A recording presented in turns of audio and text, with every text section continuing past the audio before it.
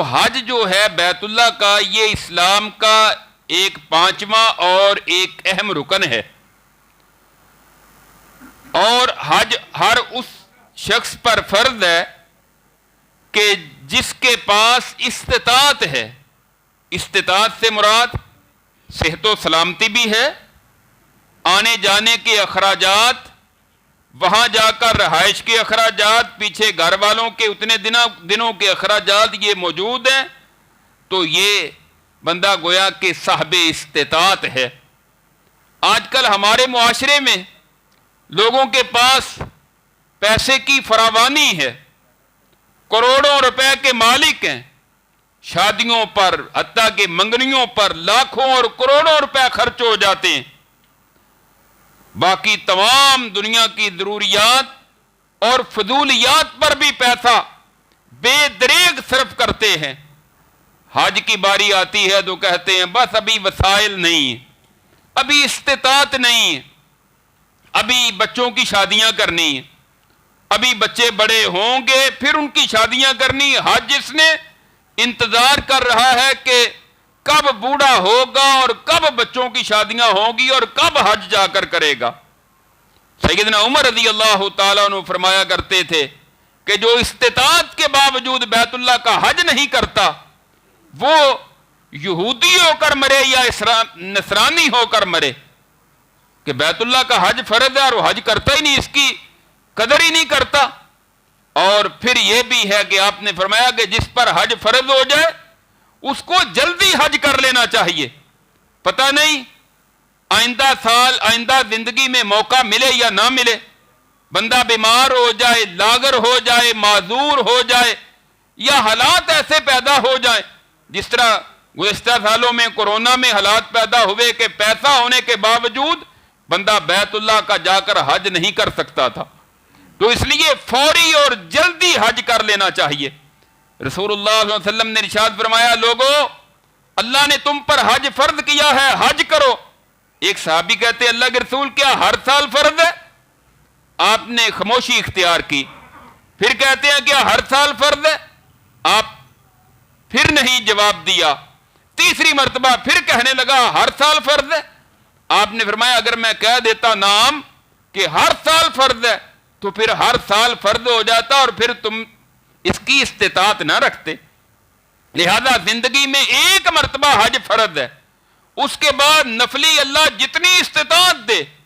ہمارے اسلاف صحابہ اکرام، تابعین، تبع تابعین، محدثین، ان کی سیرت کو پڑھ کر دیکھیں، تاریخ میں کسی نے زندگی میں 40 حج کیے ہیں اور کسی نے 50 حج کیے، تو یہ بہت بڑی سعادت ہے۔ اور حج کی فضیلت کیا ہے؟ آپ نے فرمایا جس نے بیت اللہ کا حج کیا اور پھر اس نے اپنی شہوات اور نفسانی خواہشات کے پیچھے نہیں لگا، گناہوں سے، فسق و فجور سے بچ کر اس نے حج کیا، فرمایا جب وہ واپس لوٹتا ہے تو اس طرح ہو جاتا ہے کہ جس طرح آج ہی اس کی ماں نے اس کو جنم دیا ہے، گناہوں سے پاک ہو جاتا ہے۔ دوسری چیز اخلاص، ضروری ہے کہ حج کرنے کا مقصد اللہ کی رضا، فریضے کی ادائیگی اور اللہ کی خوشنودی ہو۔ یہ نہیں کہ حج کر کے آئیں گے تو اس کے بعد لوگ حاجی صاحب کہا کریں گے، 2-4 حج کر لیے تو نام کیا ہے الحاج فلاں فلاں، یہ مقصد نہ ہو۔ اگر ریاکاری، دکھلاوا، شہرت، نمود و نمائش مقصد ہوا تو پھر حج کا کوئی فائدہ نہیں۔ اور تیسرا ہے کہ حج سنت کے مطابق ہو۔ رسول اللہ صلی اللہ علیہ وسلم نے حج کے موقع پر ارشاد فرمایا تھا لِتَأْخُذُوا مَنَاسِكَكُمْ فَإِنِّي لَا أَدْرِي لَعَلِّي لَا حُجُّ بَعْدَ حَجَّتِي هَذِهِ، اور لوگوں حج کے طریقے مجھ سے سیکھ لو، ہو سکتا ہے کہ شاید آئندہ سال اس حج کے بعد میں تمہارے اندر موجود نہ ہوں۔ اور ایسے ہی ہوا کہ اگلے سال سے پہلے نبی کریم صلی اللہ علیہ وسلم اپنے رب کے پاس پہنچ چکے تھے، لہذا حج کا طریقہ سیکھنا یہ ضروری ہے، لازمی ہے۔ 15-20 لاکھ روپیہ بندہ خرچ کرے اور اس کو حج کا طریقہ ہی نہیں آتا، 4-5 लाख रुपया लगाकर उम्रे के लिए जाए और वहां जाकर उसको पता ही नहीं, बड़े बड़े वहां लतीफे होते हैं, लोग आकर पूछते हैं वहां अब यहां करना क्या है, हम आ गए हैं तो यहां अब क्या करेंगे, यानी किसी चीज का पता ही नहीं होता और बस पैसे जमा करवाए, वीजा लगवाया, टिकट ली तो वहां पहुंच गए। तो ये अंदाज दुरुस्त नहीं है। उम्रे और हज का तरीका सीखना चाहिए और पूरी तवज्जो के साथ अच्छी तरह तसल्ली करनी चाहिए। रसूलुल्लाह सल्लल्लाहु अलैहि वसल्लम के हज का तरीका, सैयदना जाबिर बिन अब्दुल्लाह रज़ियल्लाहु तआला की एक लंबी हदीस है सही मुस्लिम में, उन्होंने मदीना मुनव्वरा से लेकर आपके वापसी तक मुकम्मल हज और उम्रे का तरीका बयान किया है।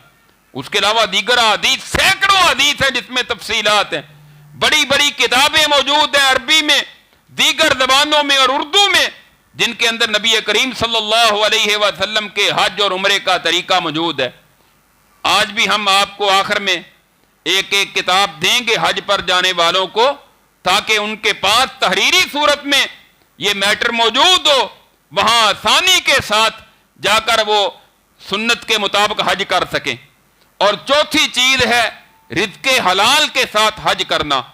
लोगों का माल लूटा, रिश्वत का पैसा, सूद का पैसा, जुल्म करके, ज्यादती करके ये हज के लिए चला जाए तो ऐसे हज का क्या फायदा होगा। रसूलुल्लाह सल्लल्लाहु अलैहि वसल्लम फरमाते हैं, बंदा लंबा सफर करता है और जाकर कहता है या रब्बे या रब, ऐ मेरे रब, ऐ मेरे रब, दुआएं करता है। आगे से अल्लाह की तरफ से इसको पैगाम मिलता है, आवाज आती है, मतामुहु हराम, मशरबुहु हराम, मलबसुहु हराम, वगुज़िया बिल हराम, अन्ना युस्तजाबु लह। इसका खाना हराम के माल का था, इसका पीना मशरूबात हराम के माल के, इसका लिबास हराम के माल का, बचपन से लेकर जवानी, जवानी से लेकर बुढ़ापे तक हराम के माल से इसने जिंदगी बसर की, इसने परवरिश पाई, इसकी दुआ कैसे कबूल की जाएगी। लिहाजा चौथी चीज रिज़्क़े हलाल। अगर किसी से कोई ज्यादती हो गई हो, किसी के साथ कोई नाराजगी हो, पहले हम देखा करते थे लोग हज के लिए जाते तो तमाम लोगों को मिलकर जाया करते थे, अब यह रवाई खत्म होता जा रहा है। हाँ, रियाकारी और दखलावा नियत ना हो, लोगों से अपने गुनाहों की माफी तलाफी करना मकसूद हो तो फिर इसमें कोई हर्ज नहीं है कि बंदा दूसरों के साथ उनके हुकूक पूरे करे, जहां कमी कुताही हो गई है माफी मांग ले और अपने सारे के सारे जो दुनियावी मामलात हैं वो लिख कर रख के अपने घर देकर जाए, कहां से पैसा लेना है, कहां देना है, कर्ज के मामलात वगैरह। खास करके कारोबारी लोगों की ये सूरत हाल होती है, पता नहीं जिंदगी में लंबा सफर है, वापस आना है या नहीं आना, तो ये सारे मामलात अपने क्लियर करके जाना चाहिए।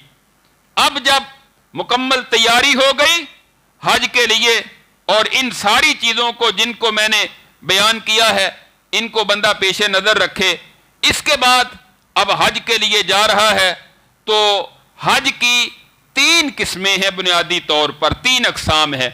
एक को कहते हैं हज्जे फराद, दूसरा है हज्जे किरान और तीसरा है हज्जे तमत्तो।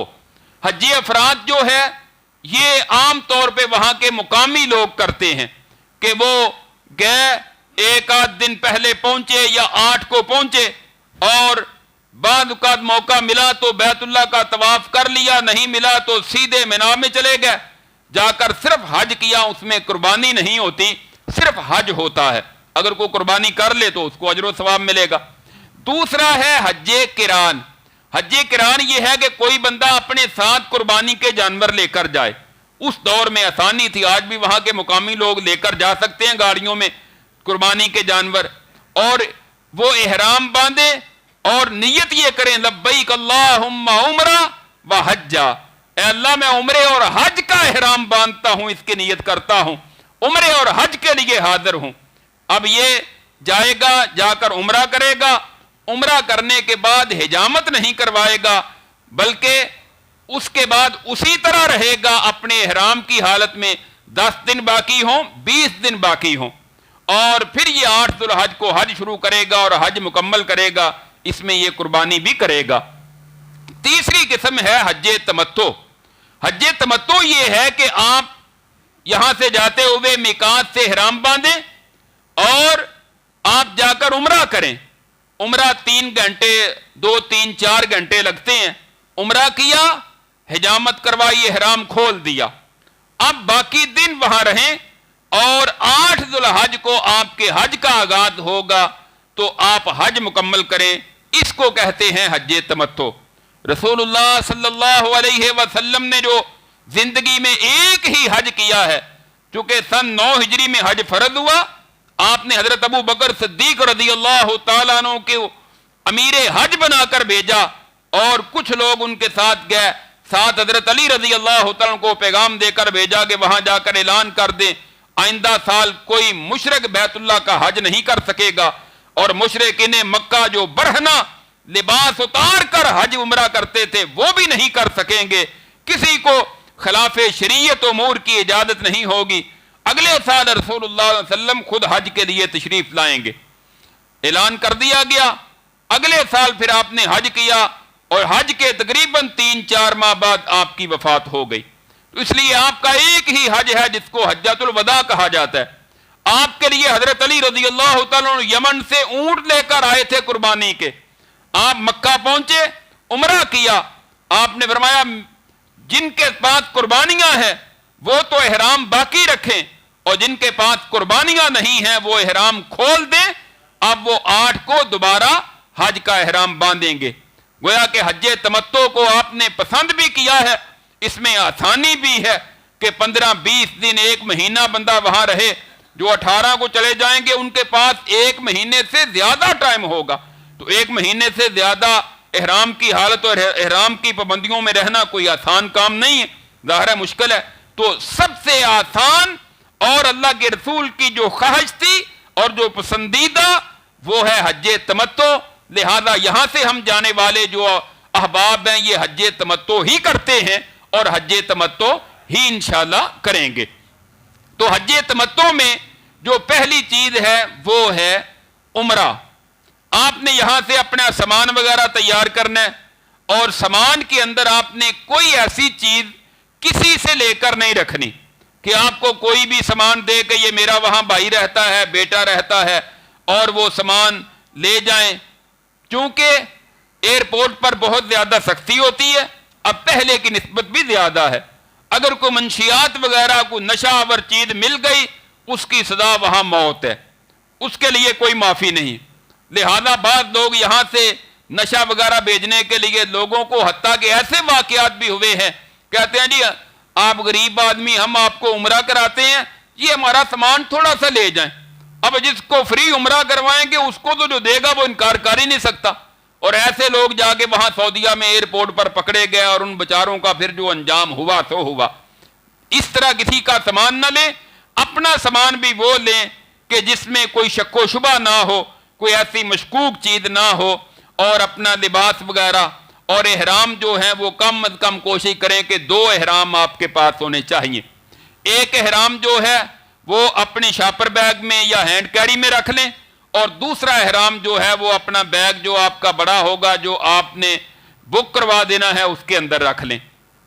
इस एहराम को आपने अपने घर से जाने से पहले, चूंकि आमतौर पे कुछ 4 घंटे पहले कम अज कम एयरपोर्ट पर पहुंचना होता है, उससे भी कुछ पहले आमतौर पे कोशिश करनी चाहिए कि बंदा कुछ आराम कर ले।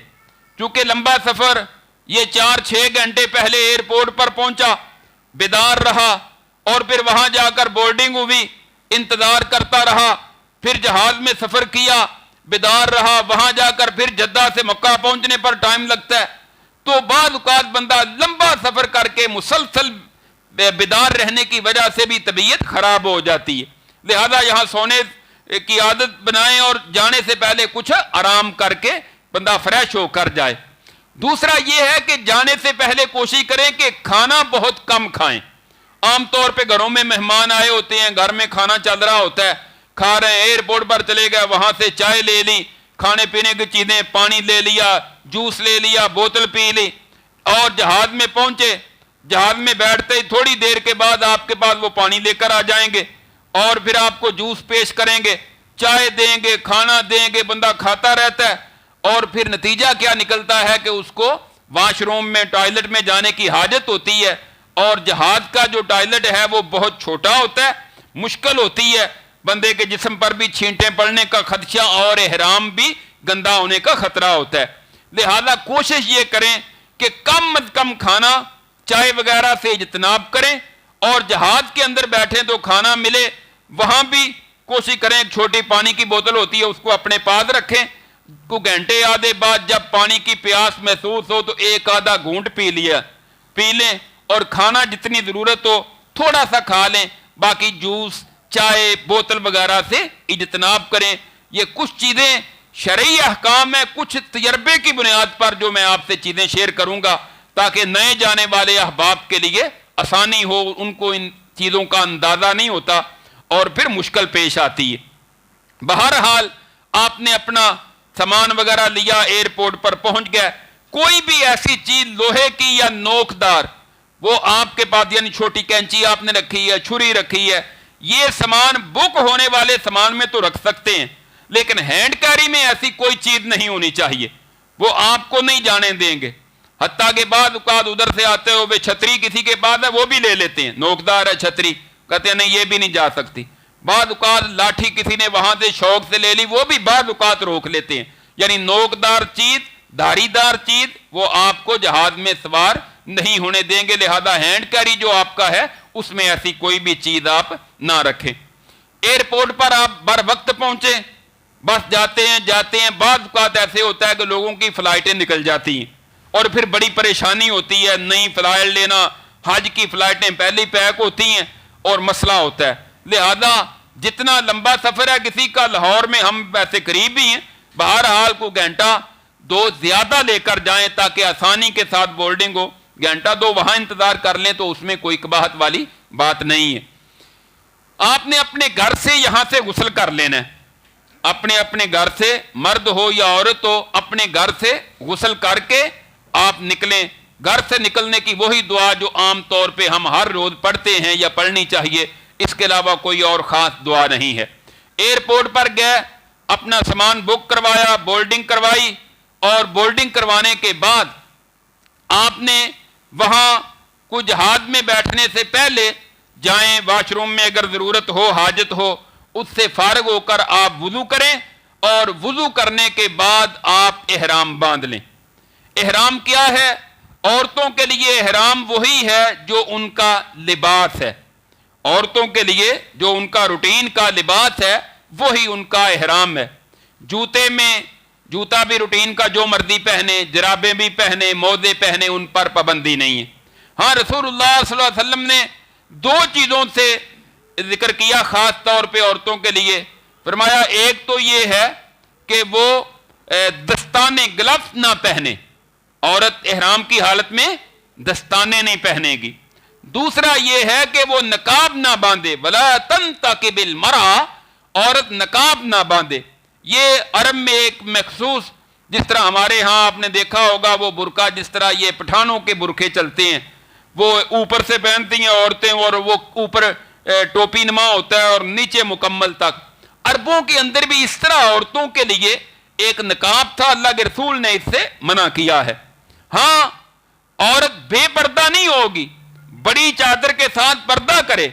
صحابیات امہات المومنین بیان کرتی ہیں ہم رسول اللہ علیہ وسلم کے ساتھ حج کے موقع پر تھے، ہم جب آگے سے مردوں کو آتا دیکھتے تو فوری طور پہ پردہ کر لیا کرتے تھے۔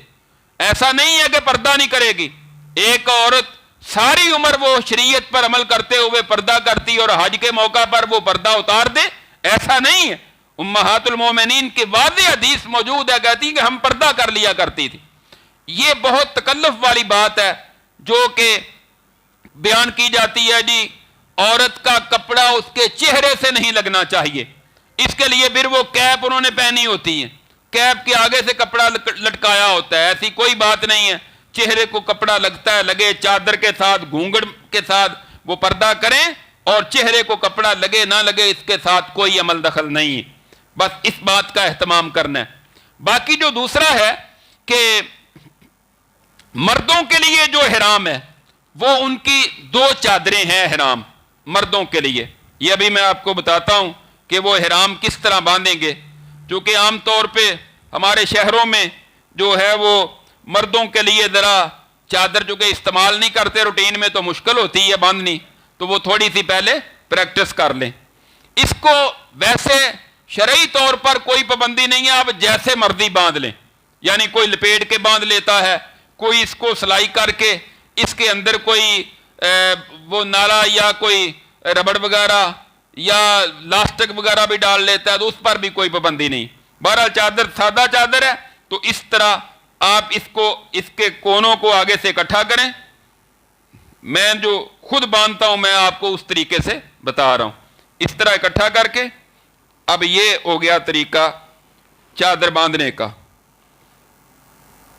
اس طرح آپ یہ نیچے سے اوپر کی طرف، اب یہ آپ کی چادر باندھ لی گئی۔ اگر آپ چادر لپیٹیں گے نا ویسے تو وہ آپ کو چلنے میں دشواری ہوگی۔ اگر چادر کو اس طرح آپ جیسے مرضی چل بھی سکتے ہیں، اس سے بہتر بھی کوئی باندھ لیتا ہے، تو جیسے آپ کو پسند ہو۔ یہ ہے احرام کی چادر، آپ نے ایک نیچے باندھنی ہے۔ اس کے اوپر بیلٹ وغیرہ باندھ لیں جس کے اندر آپ اپنے ڈاکومنٹ ضروری موبائل وغیرہ یا آپ کے پاس جو رقم ہے وہ اس کے اندر ڈال دیں۔ اور دوسری یہ چادر ہے جو آپ نے اس طرح اپنے اوپر ڈال لینی ہے۔ یہ ہو گئی چادر۔ کندھا ننگا نہیں کرنا۔ بعض لوگ یہاں جب احرام باندھتے ہیں ایئرپورٹ سے لے کر جدہ ایئرپورٹ پہ ان کو دیکھتے ہیں، وہاں جا کر نمازوں میں کندھا ننگا ہی ہوتا ہے۔ کندھا ننگا نہیں کرنا، یہ میں آگے جا کر آپ کو بتاؤں گا کہ کندھا ننگا کب کرنا ہے۔ چونکہ رسول اللہ علیہ وسلم نے فرمایا اللہ تعالیٰ اس بندے کی نماز قبول نہیں کرتے جس کے کندھے ننگے ہوں، تو کندھا ننگا تو نماز قبول نہیں ہو رہی، لہذا ایسے ہی آپ نے رہنا ہے۔ اور یہ جو اصل میں آپ ایئرپورٹ سے باندھ رہے ہیں نا، یہ ابھی آپ صرف چادریں باندھ رہے ہیں، احرام کی نیت ابھی نہیں ہو رہی۔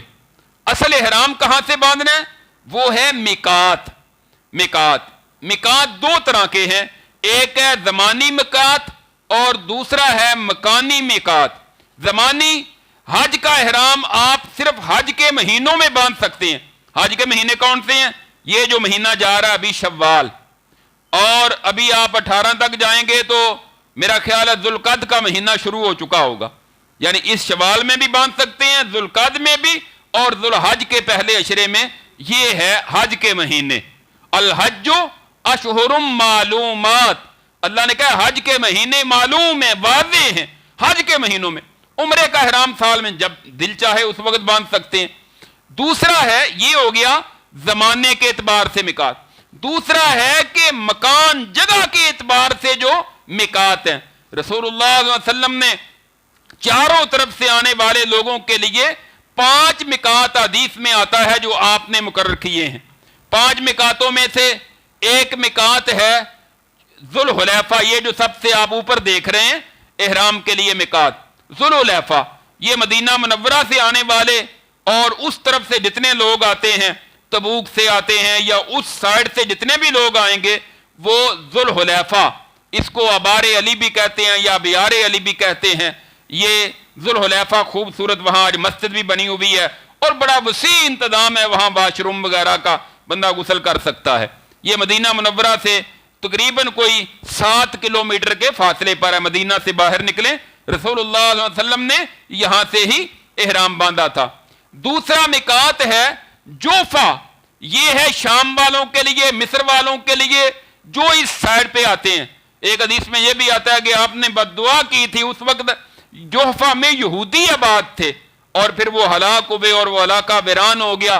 اس کے متوازی یعنی اس کے برابر ایک جگہ ہے رابغ نامی جگہ، اب آج کل لوگ وہاں سے احرام باندھتے ہیں۔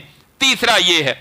چوتھا ہے نجد والوں کے لیے اور ریاض والوں کے لیے، دمام والوں کے لیے، طائف والوں کے لیے، جتنے لوگ اس طرف سے آتے ہیں ان کا میقات ہے کرن المنازل، اس کو سیل کبیر بھی کہتے ہیں۔ یہاں بھی بڑے خوبصورت واش روم بنے ہوئے ہیں، مسجد بھی بنی ہوئی ہے احرام باندھنے کے لیے۔ یہ بھی تقریباً آپ کہہ سکتے ہیں مکہ سے کوئی 70-75 کلومیٹر کے فاصلے پر ہے۔ چوتھا میقات ہے یلملم، جس کو سعدیہ کہتے ہیں۔ یہ یمن والوں کے لیے، پاکستان والوں کے لیے، ہندوستان والوں کے لیے، اور اسی طرح بنگلہ دیش والوں کے لیے اور اس طرف یعنی مشرق کی طرف سے آنے والے لوگوں کے لیے یہ میقات ہے۔ پانچواں یہاں انہوں نے ذکر نہیں کیا، پانچواں میقات ہے ذات عرق، یہ عراق ایران والوں کے لیے ہے جو اس طرف سے آتے ہیں، ذات عرق۔ یہ 5 میقات ہیں۔ اللہ کے رسول صلی اللہ علیہ وسلم نے ان 5 مواقیت کو مقرر کیا ہے کہ کسی طرف سے بھی آنے والا ان 5 میقاتوں سے میقات ذات عرق، یہ یہاں ہے ذات عرق، ان 5 میقاتوں سے کوئی بندہ جو حج اور عمرے کی نیت سے آ رہا ہے وہ یہاں سے آگے نہیں گزر سکتا۔ اور یہ جو ہمارا میقات ہے نا، یہ لملم، یہ جہاز کے لینڈ کرنے سے تقریباً آدھا گھنٹہ پہلے، 25 منٹ آدھا گھنٹہ پہلے آتا ہے، اس سے بھی کچھ پہلے جہاز میں وہ اعلان کرتے ہیں۔ سعودی ایئر لائن ہے تو وہ انگلش اور عربی میں عام طور پہ اعلان کرتے ہیں کہ ہم میقات سے تھوڑی دیر بعد میقات سے گزرنے والے ہیں، اور آپ نے اندازہ کرنا ہے۔ ویسے سعودی ایئر لائن میں تو وہ سکرین پہ بھی ساتھ ساتھ چل رہا ہوتا ہے کہ آپ میقات سے کتنا دور رہ گئے، جہاز کتنی دیر تک پہنچ جائے گا، آپ کا سفر کتنا ہو گیا، جہاز کا باقاعدہ وہ نشان بھی نظر آ رہا ہوتا ہے، ہر سیٹ کے پیچھے بھی آپ کے سامنے نظر ہوگا، اور سامنے جو درمیان میں بڑی سکرین ہوتی ہے اس پہ بھی آپ کو نظر آ رہا ہوگا۔ باقی یہ جو ہماری پاکستانی ہیں ایئر لائنز، ان میں تو اردو میں اعلان کرتے ہیں کہ ابھی تھوڑی دیر بعد، 15 منٹ بعد، آدھے گھنٹے بعد ہم میقات سے گزریں گے، تو آپ تیاری کر لیں۔ جو وہاں جا کر چادریں باندھنا چاہے وہاں باندھ لے، اور جو یہاں باندھنا چاہتا ہے وہ یہاں باندھ لے، لیکن آپ اس کے ساتھ آپ ابھی احرام میں نہیں آئے۔ احرام کی جو پابندیاں ہیں یا احرام کا جو آغاز ہے وہ آپ کا شروع ہوگا جا کر میقات پر۔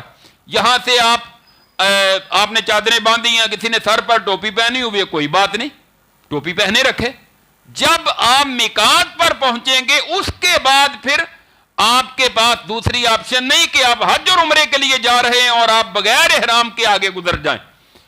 ایک بندے کو، یہ 2 سال پہلے کی بات ہے، ہم جا رہے تھے تو مجھے ادھر لاہور ایئرپورٹ پہ ملا، تو کیا حال چال ہے، جدے پہنچے تو وہ شلوار قمیض میں نے کہا احرام، کہتا ہے بس، میں نے کہا چلو ادھر جا کے باندھ لیں گے۔ وہ اللہ کے بندے کیا ہو گیا تمہیں؟ تو یہ بہت غلط کام ہے، اس کو پھر فدیہ دینا پڑے گا۔ لہذا اس بات کا خیال کریں کہ احرام باندھے بغیر آپ آگے گزر نہیں سکتے۔ جہاز میں چونکہ احرام باندھنا ذرا مشکل ہوتا ہے، اس لیے یہاں سے چادریں باندھ لیتے ہیں۔ یہ چادریں آپ نے باندھ لی۔ اب اس کے بعد ہے کہ جب آپ نے احرام باندھ لیا، یہاں سے چادریں باندھی، آپ جہاز میں سوار ہو گئے، جب آپ میقات پر پہنچیں گے تو اب آپ نے آغاز کرنا ہے احرام کا، اور باقاعدہ آپ پر احرام کی پابندیاں لاگو ہوں گی۔ احرام کی پابندیاں کون کون سی ہیں؟ اس میں سے مردوں کے لیے ہے کہ وہ خوشبو نہیں لگا سکتے۔ ہاں، احرام سے پہلے جب آپ نے غسل کیا اس وقت اپنے جسم کو آپ خوشبو لگا لیں، احرام کو نہیں، جسم کو۔ اس کے بعد اس کے اثرات یا خوشبو باقی رہے، اس میں کوئی حرج نہیں، لیکن احرام باندھنے کے بعد آپ خوشبو نہیں لگا سکتے۔ احرام باندھنے کے بعد آپ اپنے جسم کے کسی بھی حصے سے بال نہیں کاٹ سکتے۔ یہ جب آپ جانے لگیں تو اس سے پہلے اپنی کٹنگ وغیرہ صحیح کر کے، ناخن وغیرہ تراش کے جسم کی صفائی کر کے جائیں۔ احرام باندھنے کے بعد جب تک آپ احرام میں ہیں اپنے بال نہیں کاٹ سکتے۔ احرام باندھنے کے بعد آپ اپنے ناخن نہیں تراش سکتے۔ احرام باندھنے کے بعد نہ اپنا نکاح کر سکتے ہیں، نہ کسی اور کا نکاح کروا سکتے ہیں، نہ منگنی کر سکتے ہیں، نکاح کے متعلقہ امور نہیں ہونے چاہیے۔ احرام کے بعد میاں بیوی کے تعلقات قائم نہیں ہو سکتے۔ احرام باندھنے کے بعد آپ، مردوں کے لیے بات کر رہا ہوں، کہ اپنے سر کو ننگا رکھیں گے، سر کے اوپر کوئی چیز آپ نہیں ڈال سکتے، کوئی چیز آپ سر کے اوپر نہیں لے سکتے۔ ہاں، مردوں کے لیے جو ہے وہ یہ ہے کہ جوتا، یہ ایک بڑا اہم مسئلہ ہے احرام کی حالت میں، جوتا کون سا پہننا ہے۔ یہ ذرا میں سوال کر لوں تاکہ میں ان لوگوں کو زیادہ مخاطب کروں کہ آپ میں سے حج پر کون کون جا رہے ہیں اس دفعہ، جو یہاں احباب بیٹھے ہوئے ہیں؟ 2 3 4 آگے آ جائیں، آپ بھی آگے قریب آ جائیں۔ تاکہ بات کی صحیح سمجھ بھی آئے، سوال بھی پوچھا جائے۔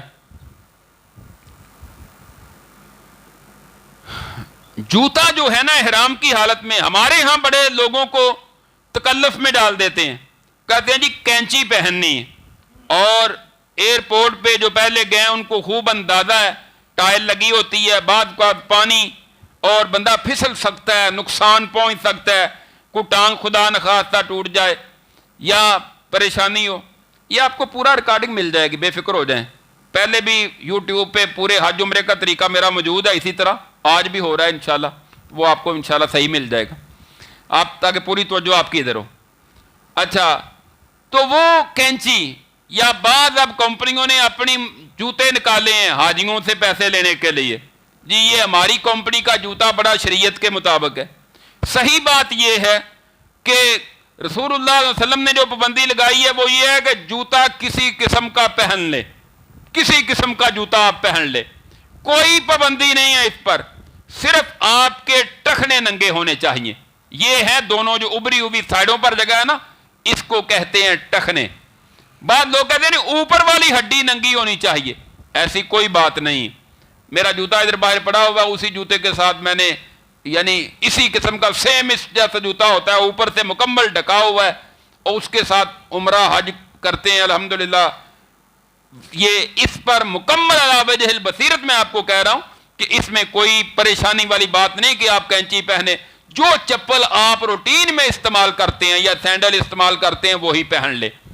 اور پھر ایک حدیث میں اس کی ایک دلیل یہ بھی ہے کہ آپ نے فرمایا کہ جس کے پاس جوتا نہ ہو وہ موزہ پہن لے۔ موزہ اوپر سے ننگا ہوتا ہے، اور آپ نے فرمایا ٹخنوں سے نیچے کاٹ لے۔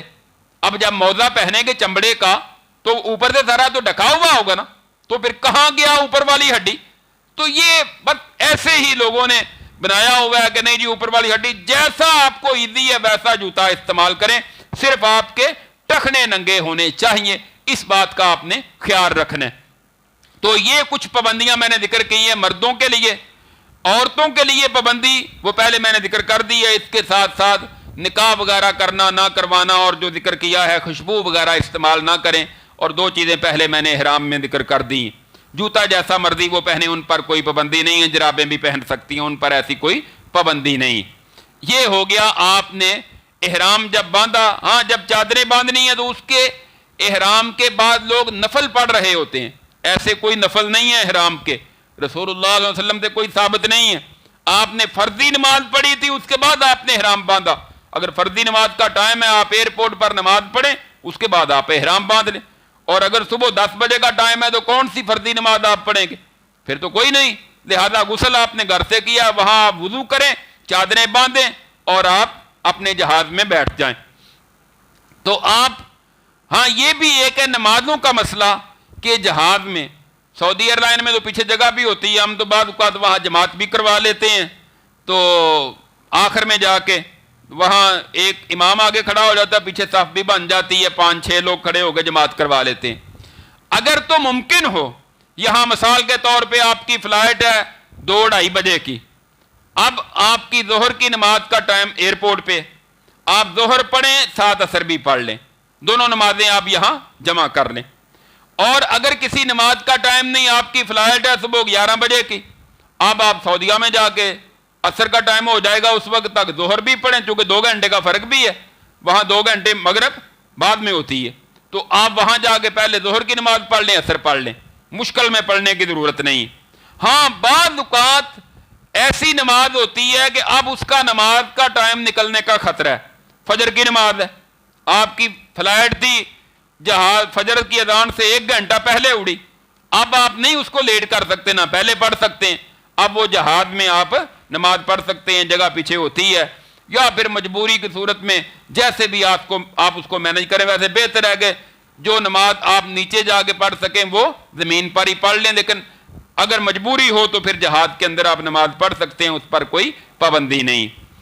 اب جب آپ میقات پر پہنچے تو اس وقت آپ نے اپنی زبان سے کہنا ہے لبیک اللہم عمرہ، حج کا نہیں کہنا، لبیک اللہم عمرہ، اے اللہ میں عمرے کے لیے حاضر ہوں، یہ کلمہ آپ نے زبان سے کہنا ہے، اور اس کے بعد آپ نے تلبیہ پڑھنا شروع کر دینا ہے۔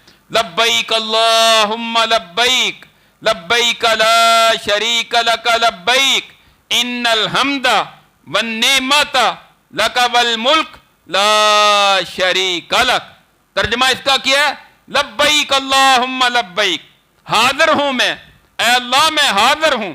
लब्बैक अल्लाहुम्मा लब्बैक ला शरीक लक लब्बैक, तेरा कोई शरीक नहीं, मैं हाजिर हूं।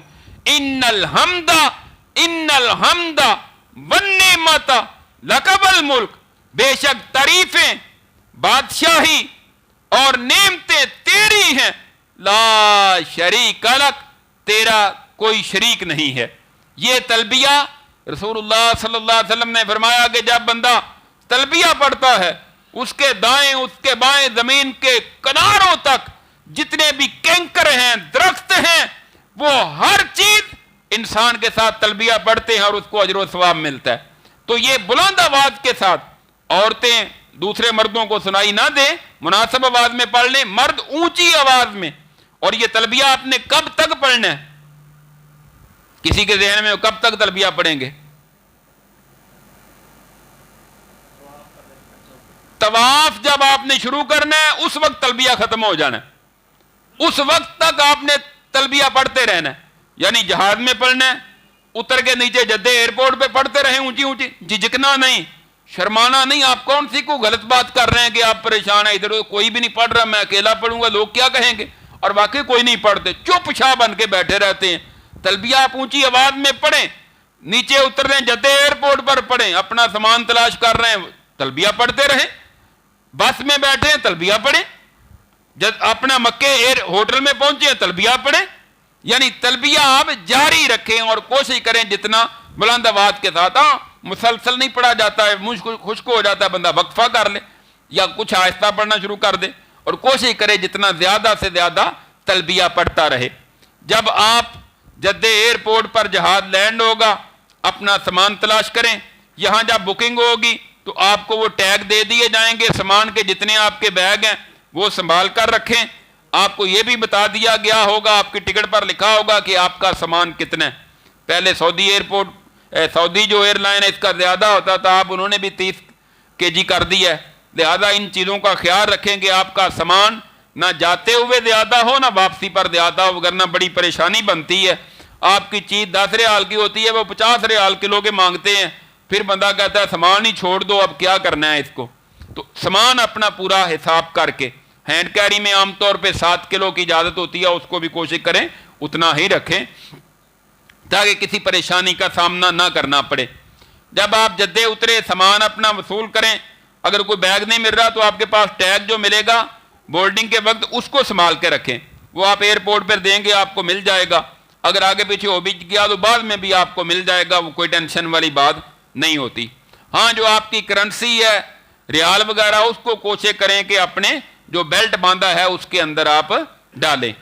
अब इहराम की हालत में आपने बेल्ट बांध सकते हैं, घड़ी बांध सकते हैं, ऐनक लगा सकते हैं, छतरी ऊपर गर्मी है तो ऊपर ले सकते हैं, इन चीज़ों पर कोई पाबंदी नहीं है। एक दफ़ा जद्दे एयरपोर्ट पे मुझे एक नौजवान मिला, कहता जी ये जूस ले लिया, इससे भी खुशबू आ रही है, पी लूँ या ना पीऊँ? वो अल्लाह के बंदो ऐसी कोई सख्ती नहीं है, जैसे मर्जी पिए, कोई ऐसी परेशानी वाली बात नहीं। सामान आपने वसूल कर लिया, आप अपनी बस में बैठ जाएं, बस में आपको बैठाएंगे। अब वो वहाँ से मक्का लेकर जाएंगे जहाँ भी आपकी रहायश होगी। सरकारी जो है इनकी आमतौर पे अजीदिया में रहायश होती है, तो अजीदिया वो आपको लेकर जाएंगे। ये जो है ये हुदूद हरम की अलामत है, यहाँ से हरम की हद शुरू होती है।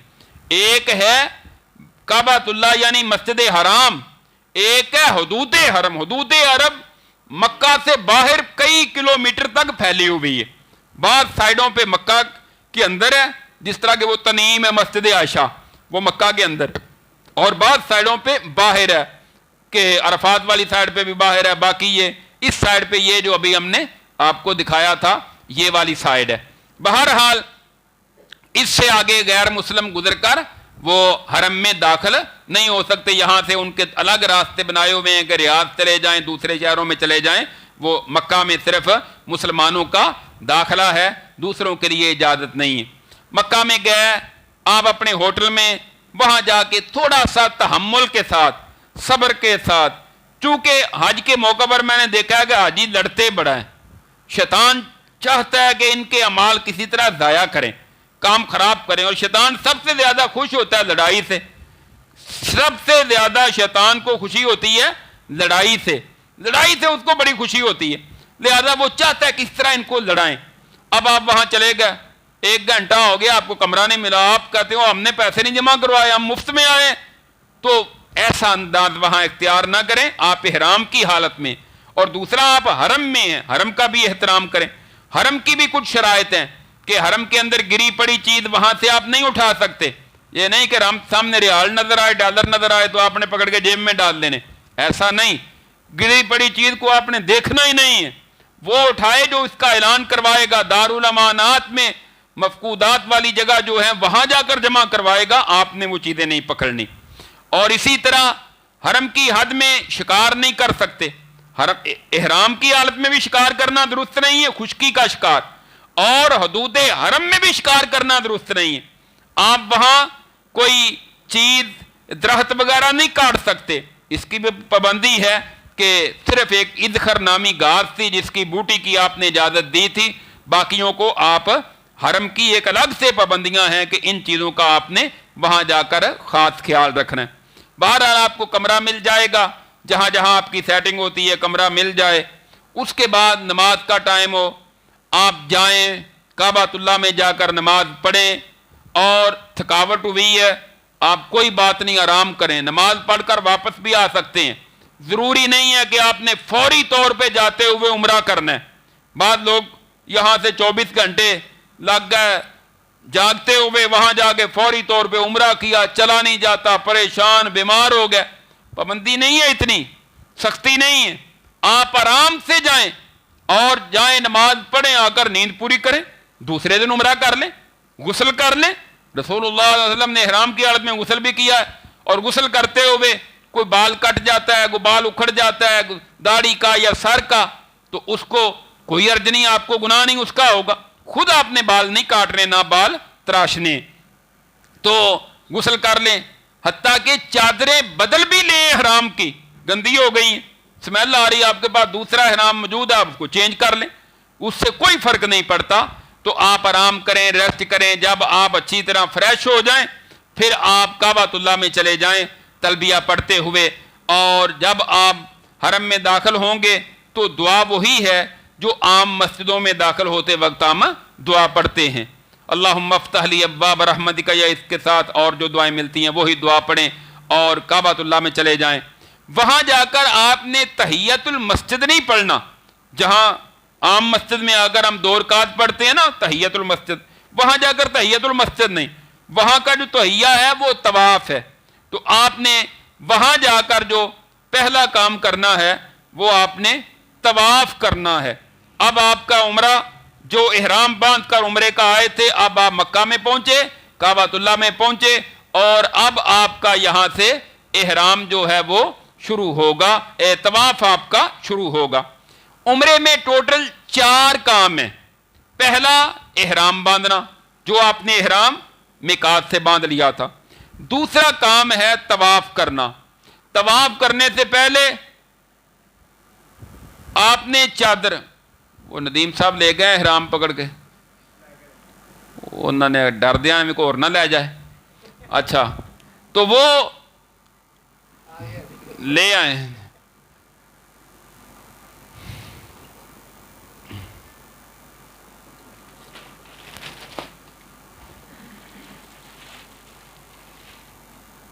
بس اوپر والا ہی کافی۔ یہ آپ نے چادر یہاں سے لی تھی اور اس طرح آپ نے اوپر لی ہوئی تھی چادر۔ اب جب آپ پہنچے، آپ نے بیت اللہ کے کونے میں پہنچنا ہے، حجر اسود والا کونا، حجر اسود والا کونا یہ ہے جہاں پتھر لگا ہوا ہے، حجر اسود جو کہ جنت سے آیا ہوا پتھر ہے۔ اب اس کوئیں کے برابر آپ پہنچ کر اسی کو رکھیں، ابھی حجر اسود کو لائیں، نہیں وہی جو پہلے والا ہے، اچھا اس کو لائیں، ہاں یہاں پہنچ کر آپ نے اس طرح کرنا ہے کہ یہ چادر دائیں کندھے کے نیچے سے نکال کر آپ نے اوپر ڈال دینی. یہ ہے آپ کے طواف، اور یہ صرف پہلے طواف میں ہے جس کو طواف قدوم کہتے ہیں. اس کے بعد آپ نے جتنے طواف کرنے ہیں نا وہ ایسا نہیں ہوگا. اس میں یہ پابندیاں طواف قدوم میں، یہ آپ کا طریقہ ہوگا.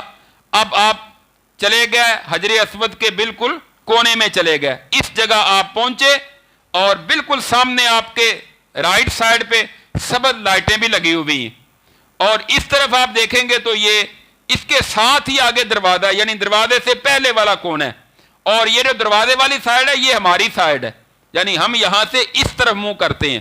ہر علاقے والوں کا اپنا اپنا رخ ہے، ہمارا یہ والا ہے جو کعبے کے دروازے والا ہے، اور یہ جو حجر اسود ہے. اب یہاں جا کر آپ نے اس طرح کپڑا اپنے نیچے سے گزارا، اس کو عربی میں کہتے ہیں استباء، استباء کرنا، استباء. اب آپ نے 7 چکر ہیں جو بیت اللہ کے طواف کے ہیں. اس کونے میں آپ گئے تو آپ نے استلام کرنا ہے. سب سے پہلے استلام کیا ہے؟ حجر اسود کا بوسہ لینا. اور پڑھنا کیا ہے؟ رسول اللہ صلی اللہ علیہ وسلم سے حدیث میں آتا ہے اللہ اکبر آپ کہتے، صحابہ کرام سے بسم اللہ اللہ اکبر ثابت ہے، تو دونوں طرح کر سکتے ہیں، بسم اللہ اللہ اکبر. اب 4 طریقے ہیں استلام کے. پہلا ہے کعبۃ اللہ کے اس کونے میں جو لگا ہوا حجر اسود پتھر ہے اس کو بوسہ دینا. اب یہ جو موجودہ رش کے حالات ہیں ان میں آپ بوسہ نہیں دے سکتے. لوگ دھکے دے کر ایک دوسرے کو زبردستی اور کھینچا تانی ہو رہی ہوتی ہے، عورتوں کی مردوں کی چیخیں نکل رہی ہوتی ہیں، یہ بوسہ دینے جا رہے ہیں. اللہ کے بندو یہ تمہیں کس نے کہا ہے؟ رسول اللہ نے تو تمہارے لیے آسانی کی اور تم نے اپنے آپ کو مشکل میں ڈال لیا. یہ غلط طریقہ ہے، اس طرح نہیں کرنا چاہیے. آپ حجر اسود کو بوسہ نہیں دے سکتے. دوسرا اس کا حل یہ ہے کہ آپ کا ہاتھ لگ جائے اس کو آپ بوسہ دیں، یہ بھی ممکن نہیں ہے، بہت مشکل کام ہے. تیسرا ہے کہ آپ کے ہاتھ میں کچھ چھڑی ہے، وہ چھڑی لگے حجر اسود کو چھوئے اس کو آپ بوسہ دیں، یہ بھی مشکل ہے. اور چوتھا کام ہے کہ دور سے آپ ہاتھ کا اشارہ کریں. اس طرح آپ اس طرف ہو کر یعنی اس کے سامنے ہو کر بسم اللہ اللہ اکبر یا اللہ اکبر ہاتھ سے اشارہ کریں. اور اب اس ہاتھ کو آپ نے بوسہ نہیں دینا. ہاتھ کو بوسہ تب دینا تھا جب یہ حجر اسود کے ساتھ ٹچ کرتا، اس نے اس کو نہیں چھوا، لہذا بسم اللہ اللہ اکبر آپ نے ہاتھ سے اشارہ کیا. اب آپ کے پہلے 3 چکر جو ہیں وہ ہیں رمل کے. رمل کس کو کہتے ہیں؟ کہ اس طرح تھوڑا سا چھوٹے چھوٹے قدم اور کندھے باہر نکال کر پہلوانوں والی چال چلنا، اس کو کہتے ہیں رمل. رسول اللہ صلی اللہ علیہ وسلم نے یہ کیوں کیا؟ جب آپ آئے تھے مکہ مکرمہ میں تو آپ طواف کر رہے تھے عمرے کا، تو دیکھا کہ مشرکین مکہ اس سائڈ پہ سامنے بیٹھ کے کہتے ہو مسلمان یہاں سے گئے، مدینہ کے بخار نے ان کو کمزور کر دیا، اب ان کی وہ حالت نہیں رہی. آپ نے فرمایا میرے صحابہ ذرا پہلوانوں والی چال چلو نا تھوڑا سا. وہ دیکھ کے کہنے گھبرا گیا، پریشان ہو گیا، یہ تو واقعتاً پہلے سے زیادہ طاقتور ہے. حضرت عمر رضی اللہ عنہ کہتے ہیں اب مشرکین مکہ نہیں ہے، اب ہم نے کس کو دکھانا، لیکن چونکہ رسول اللہ کی سنت ہے لہذا ہم رمل کو نہیں چھوڑیں گے. یہ پہلے 3 چکر میں آپ نے اسی انداز میں تھوڑا سا ٹہل کر چلنا ہے، پہلوانوں والی چال، اور حجر اسود سے آپ نے آغاز کیا. چلتے چلتے آپ یہ حتیم والی جگہ اس کے باہر سے طواف ہوتا ہے اور آپ یہاں آ گئے، اس کو کہتے ہیں رکن یمانی. رکن یمانی تک رمل ہے، رکن یمانی سے آگے جو ہے یہ روٹین کی چال ہے کہ آپ جس طرح عام روٹین میں چلتے ہیں. اور پڑھنا کیا ہے؟ حجر اسود سے لے کر رکن یمانی تک جو آپ کا دل چاہتا ہے آپ اس میں قرآن کی تلاوت کریں، تسبیحات کریں، دعائیں کریں، جو آپ کا دل چاہتا ہے. درود شریف پڑھیں، اردو میں دعا، پنجابی میں دعا کریں، لیکن یہ نہیں کہ موبائل نکال کے پورے طواف میں ساتھ ساتھ دکھا رہے ہیں اور ساتھ ساتھ پاکستان میں گفتگو ہو رہی ہے. یہ انداز نہیں.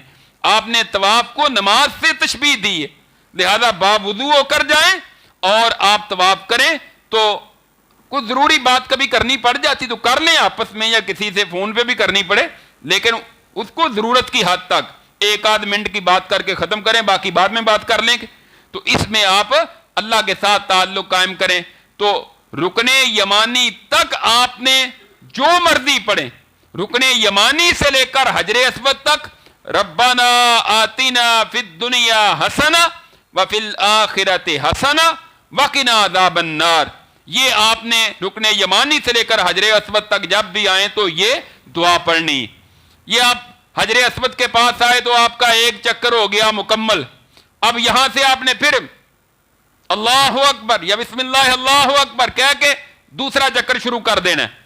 اسی طرح آپ یہاں آئیں گے رمل کرتے ہوئے رکن یمانی تک، اور یہاں سے عام چال میں آپ حجر اسود تک جائیں گے یہ دعا پڑھتے ہوئے۔ تیسرا چکر پھر یہاں آئیں گے اسی طرح، اور آگے یہاں تک آئیں گے رمل ہوگا، اور آگے پھر آپ جو ہے یہ ربنا آتنا فی الدنیا پڑھتے ہوئے حجر اسود تک جائیں گے۔ 3 چکر رمل، اس کے بعد یہ کندھا اسی طرح ننگا رکھنا ہے 7 چکروں میں۔ چوتھے چکر میں آگے آپ نے پھر روٹین کی چال چلنی ساری، پڑھے جو مرضی، یہاں سے آپ نے ربنا آتنا فی الدنیا یہ دعا پڑھنی۔ اسی طرح 5واں چکر، 6واں چکر اور 7واں چکر۔ 7واں چکر آپ کا حجر اسود پر آ کر مکمل ہوا، یہ 7 چکر۔ اچھا، بعض دعاؤں والی کتابوں میں لوگوں نے دعائیں لکھی ہیں، بعض وہاں ملکوں سے آتے ہیں، یہ ترکی سے بھی آتے ہیں، عراق سے بھی، اور کئی ایسے ملکوں سے آتے ہیں، انہوں نے ہر چکر کی الگ الگ دعا بنائی ہوتی ہے، ہر چکر کی۔ یہ صرف چکر ہی ہیں، اس کا اور کوئی حیثیت اور کوئی اس کی دلیل نہیں ہے کہ فلاں چکر کی فلاں دعا، کتابیں پڑھ رہے ہیں اوپر سے دیکھ کے چکر لگ رہے ہیں، فلاں دوسرے چکر کی، تیسرے چکر کی، کوئی ایسی بات نہیں، صرف یہی ہے۔ 7 چکر آپ کے پورے ہوئے، اب 7 چکر پورے کر کے آپ نے کہنا ہے وَاتَّخِذُوا مِن مَّقَامِ إِبْرَاهِيمَ مُصَلًّى، وَاتَّخِذُوا مِن مَّقَامِ إِبْرَاهِيمَ مُصَلًّى، یہ اوپر یہ قرآن کی آیت ہے، یہ پڑھیں، اس کا ترجمہ یہ ہے کہ مقام ابراہیم کو جائے نماز بنا لو۔ حضرت عمر رضی اللہ عنہ کی یہ خواہش تھی کہ یا اللہ ہمیں، اللہ کے رسول، ہم مقام ابراہیم پر نماز نہ پڑھا کریں۔ اللہ نے قرآن کی آیت نازل کر دی کہ مقام ابراہیم کو نماز کی جگہ کے طور پر اختیار کر لو۔ تو آپ نے وہاں جا کر مقام ابراہیم، رسول اللہ صلی اللہ علیہ وسلم کے دور میں یہ کعبۃ اللہ کے بالکل ساتھ تھا دیوار کے، اس پہ کھڑے ہو کر کہتے ہیں سیدنا ابراہیم علیہ السلام بیت اللہ کو تعمیر کر رہے تھے، اسی لیے ان کے دونوں پاؤں اس کے اندر موجزانہ طور پر نصب ہیں اس کے اندر۔ حضرت عمر رضی اللہ تعالیٰ نے دیکھا کہ لوگ طواف کرتے ہیں، یہاں نماز پڑھنا شروع کر دیتے ہیں، طواف والوں کے لیے رکاوٹ بنتی ہے، انہوں نے پھر ان کو پیچھے کر دیا۔ اب یہ آپ کہہ سکتے ہیں کہ یہاں سے لے کر جتنی آپ کی ٹوٹیاں ہیں تقریباً اتنا دور جو ہے کعبۃ اللہ کے دور کر دیا، اور اسی طرح یہ اس کے اندر شیشے کے اندر اور یہ بنا ہوا ہے، اور لوگ گزرتے ہوئے یہاں اس کو بوسہ دیتے ہیں، کوئی اس کو چوم رہا ہوتا ہے، کوئی اس کو ساتھ لگ رہا ہوتا ہے۔ یہ ساری چیزیں حدیث سے ثابت نہیں ہیں۔ دیکھ سکتے ہیں، ایک آدھ دفعہ دیکھ لیا بس بات ختم ہو گئی۔ کوئی اس کے ساتھ جائے نماز گھسیٹ رہا ہوتا ہے، بھئی یہ بھی جالی ہے، یہ کیا کرے گی جائے نماز کو۔ کوئی اپنا احرام ساتھ لگاتا ہے، اور کوئی اپنے کپڑے ساتھ لگا رہا ہوتا ہے۔ عورتیں خاص کر کے ایسی بہت سی حرکات کرتی ہیں کہ جن کا شریعت سے کوئی ثبوت نہیں ملتا۔ آپ نے 2 رکعت پڑھی، اب پیچھے جا کے پڑھنی آپ نے برآمدے میں، جہاں آپ کو آسانی سے جگہ ملے، جہاں آپ کے آگے سے کوئی نہ گزرے۔ مرد آگے، عورتیں گزر رہی ہیں، درمیان میں نماز شروع کر دیتے ہیں، ان کو بھی گناہ ملے گا، آپ کو بھی ملے گا کہ آپ نے خیال ہی نہیں کیا۔ اور پھر یہ بھی کہتے ہیں نہیں وہاں جو مرضی گزرے اس کی کوئی بات نہیں، ایسی کوئی دلیل نہیں ہے کہ جو مرضی گزرے۔ یہ کہاں سے ثابت ہے؟ نمازی کے آگے سے گزرنا منع ہے، یہاں ہو یا وہاں ہو، اور عورت آگے سے گزر جائے تو حدیث میں آتا ہے کہ نماز ٹوٹ جاتی ہے بندے کی۔ تو اس لیے خیال کریں کہ وہاں ایسی جگہ پر نماز نہ پڑھیں کہ عورتیں مرد آگے سے گزرے، پیچھے برآمدے میں چلے جائیں، سائڈ پہ جہاں جگہ ملتی ہے جا کے، پورے کعبۃ اللہ میں جہاں بھی ملتی ہے وہاں آپ یہ 2 رکعت طواف کی پڑھیں۔ اور ان 2 رکعت کے اندر پہلی رکعت میں سورہ فاتحہ کے بعد قل یا ایھا الکافرون، اور دوسری رکعت میں فاتحہ کے بعد قل ھو اللہ احد، یہ دونوں صورتیں یاد ہونی چاہیے، وگرنہ ان کو یاد کر لیں، یہ سنت ہے پڑھنا۔ 2 رکعت پڑھی، اس کے بعد دعا کرنا چاہتے ہیں دعا کر لیں، بعض صحابہ کرام دعا بھی کرتے تھے۔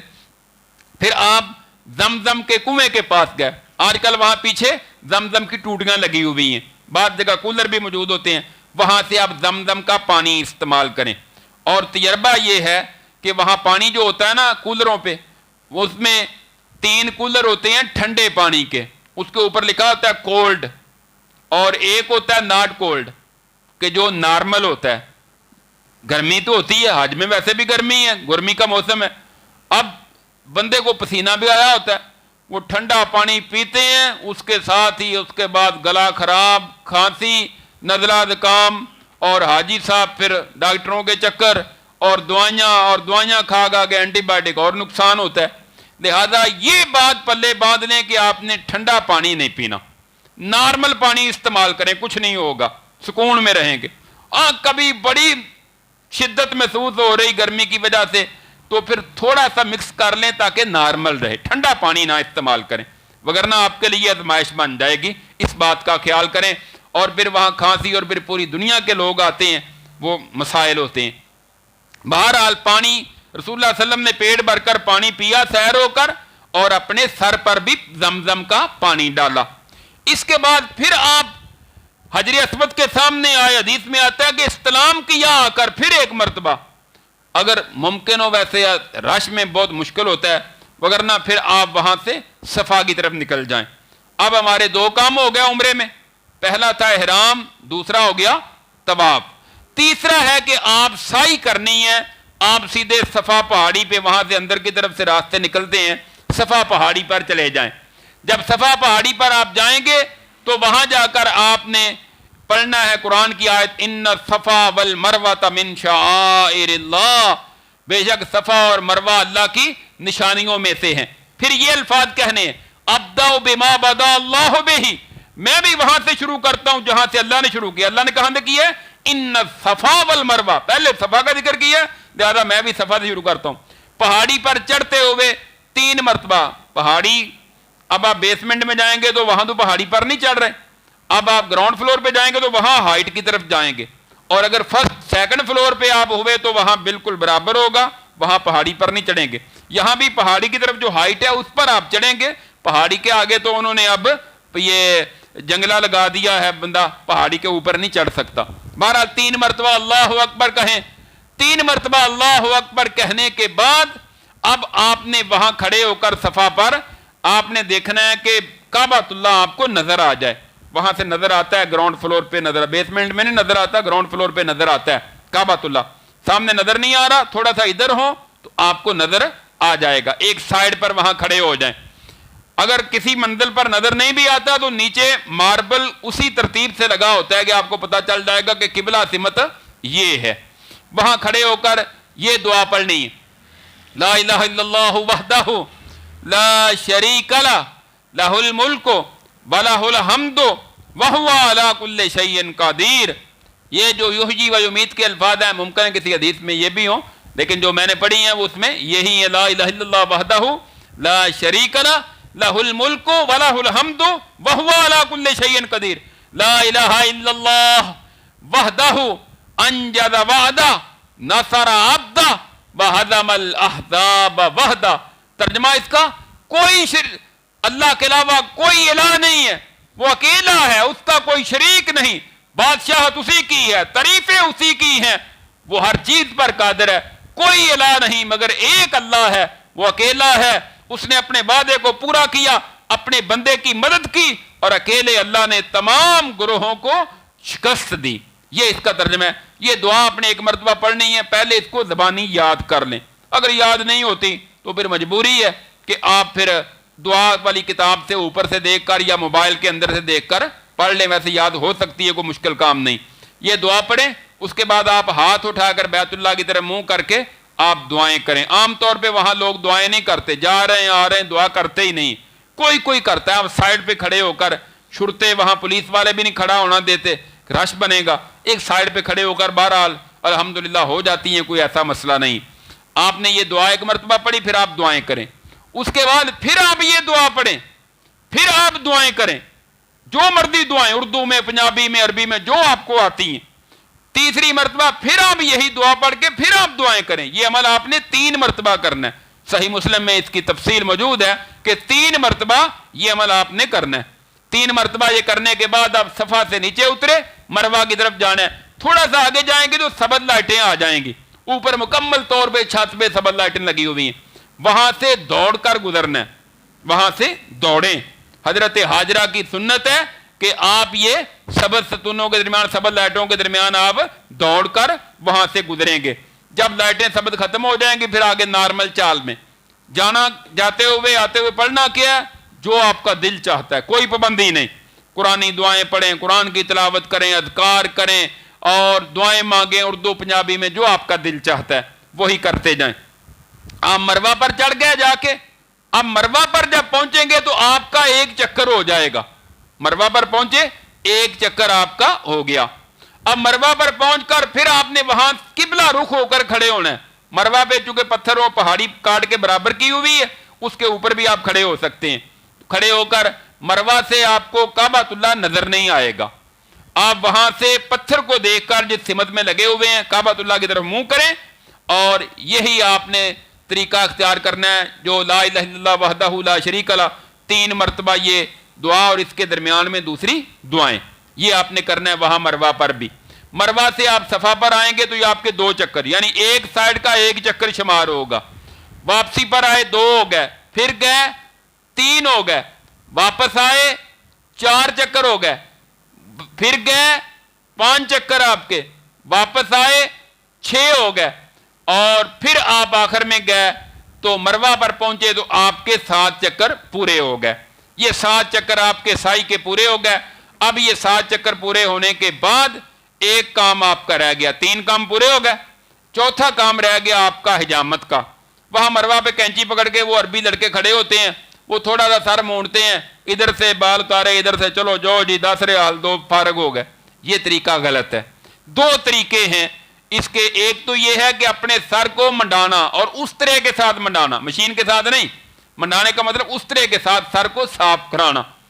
दूसरा है कि पूरे सर के बालों की कटिंग करना, कैंची के साथ काटना। ये दोनों साबित है।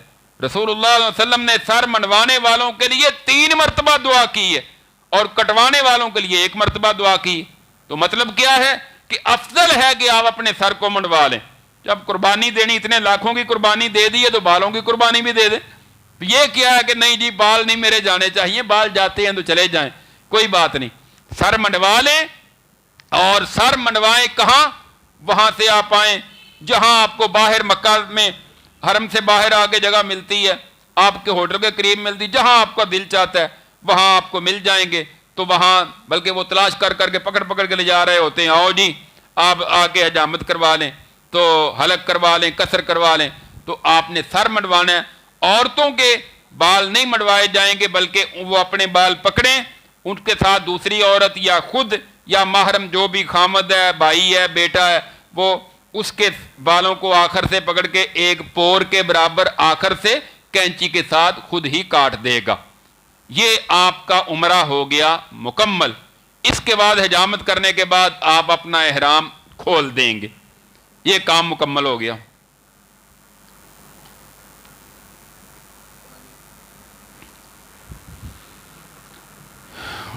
तो ये अब इसके बाद उम्रा मुकम्मल हुआ। उम्रे के बाद आप एहराम खुल गया, एहराम की पाबंदियां सारी खत्म हो गई, अब आप आजाद हैं। अब करना क्या है? आप जो चला गया शुरू में 1 महीने से ज्यादा वो वहां रहेगा, तो वो क्या करेगा महीना? देखा है हमने लोगों को, वो अजीदिया से मक्का हरम में आते ही नहीं, टीवी लगा हुआ है सामने बैठ के सारा दिन मौज हो रही है जी, खाना आपको मिल रहा है 3 टाइम, बस वहां बैठे हुए। रसूलुल्लाह सल्लल्लाहु अलैहि वसल्लम ने फरमाया कि जो काबा बैतुल्लाह में मस्जिद हराम में 1 नमाज पढ़ता है उसको 1 लाख नमाज का सवाब मिलता है। 1 लाख का। यहां कितनी नमाजों का मिलता है? वो जमात के साथ, वैसे तो 1 का ही मिलता है ना, जमात के साथ 27। वहां भी अगर जमात के साथ पढ़ेंगे तो उलमा का यही मौक़िफ़ है कि 27 लाख का सवाब मिलेगा। 27 लाख। अब कहां 27 लाख और कहां 27 नमाजें, तो फर्क थोड़ा तो नहीं। आपने पूरी कोशिश करनी कि अब जितने दिन आपके हैं, तो इधर उधर सैरो सियाहत में मैं जाने से नहीं रोकता, लेकिन नमाज कोशिश करें कि हरम में आकर पढ़ें, नमाज मस्जिद हराम में आकर पढ़ें। अदीदिया में चलो कभी मुश्किल होती है कि आना हर नमाज के लिए, या रश हो गया, चलो एक आध नमाज वहाँ पढ़ ली। आम तौर पे ये कोशिश करें कि असर मगरिब इशा तीनों नमाजें आपकी इधरों और फजर के वक्त भी आ जाएं। चलो कभी ज़ोहर की उधर पढ़ ली या कभी ऐसा हो गया, लेकिन सारी नमाजें उधर ही हो रही हैं। मुफ्तियों ने बताया कि उधर भी लाख का ही सवाब मिलता है। और यहाँ काबतुल्लाह में मस्जिद हराम में जो जनाजे पढ़े जाते हैं, 5-5, 8-8, 10-10 जनाजे होते हैं, एक जनाजा पढ़े यहाँ तो एक ओहद पहाड़ का सवाब मिलता है। वहाँ एक जनाजा पढ़ेंगे तो लाख, और 10 जनाजे होगा तो 10 लाख ओहद पहाड़। ये तो नामा माल में क़यामत के दिन आएंगे तो पता फिर चलेगा कि कितना फर्क था, और एक नेकी वहाँ कोई नहीं देगा। इसलिए नेकियों को ज़ाया ना करें, नमाजें कोशिश करें आके मस्जिद हराम में जमात के साथ पढ़ें। बाकी टाइम में अपनी मसरूफियात क्या होनी, वहाँ करना क्या है, बस सो जाना है, खा लेना है और नमाजें पढ़नी, और क्या करना है आपने हाई तक, बिल्कुल आप फारग हैं। या आपको कुछ दरमियान में वो मदीना ले जाएंगे, यही करेंगे, ये जो शुरू में चले जाएंगे इनको दरमियान में, बल्कि मेरा ख्याल आपकी फ़्लाइट ही मदीने की होगी, जो शुरू में जाने वालों की फ़्लाइट मदीने की होगी। तो मदीना जाने वालों ने यहाँ लाहौर से इहराम बांधना ही नहीं, यहाँ से सिंपल कपड़ों में जाएंगे, सादा कपड़ों में मदीना में रहेंगे। मदीना से जब निकलेंगे तो वो जो जिक्र किया था हमने कि जुल्हुलैफा से वो इहराम बांधेंगे और उनका मिकात वो होगा, वहाँ से आगे उम्रा करेंगे, उम्रा करके फिर वो बाकी कोई काम नहीं।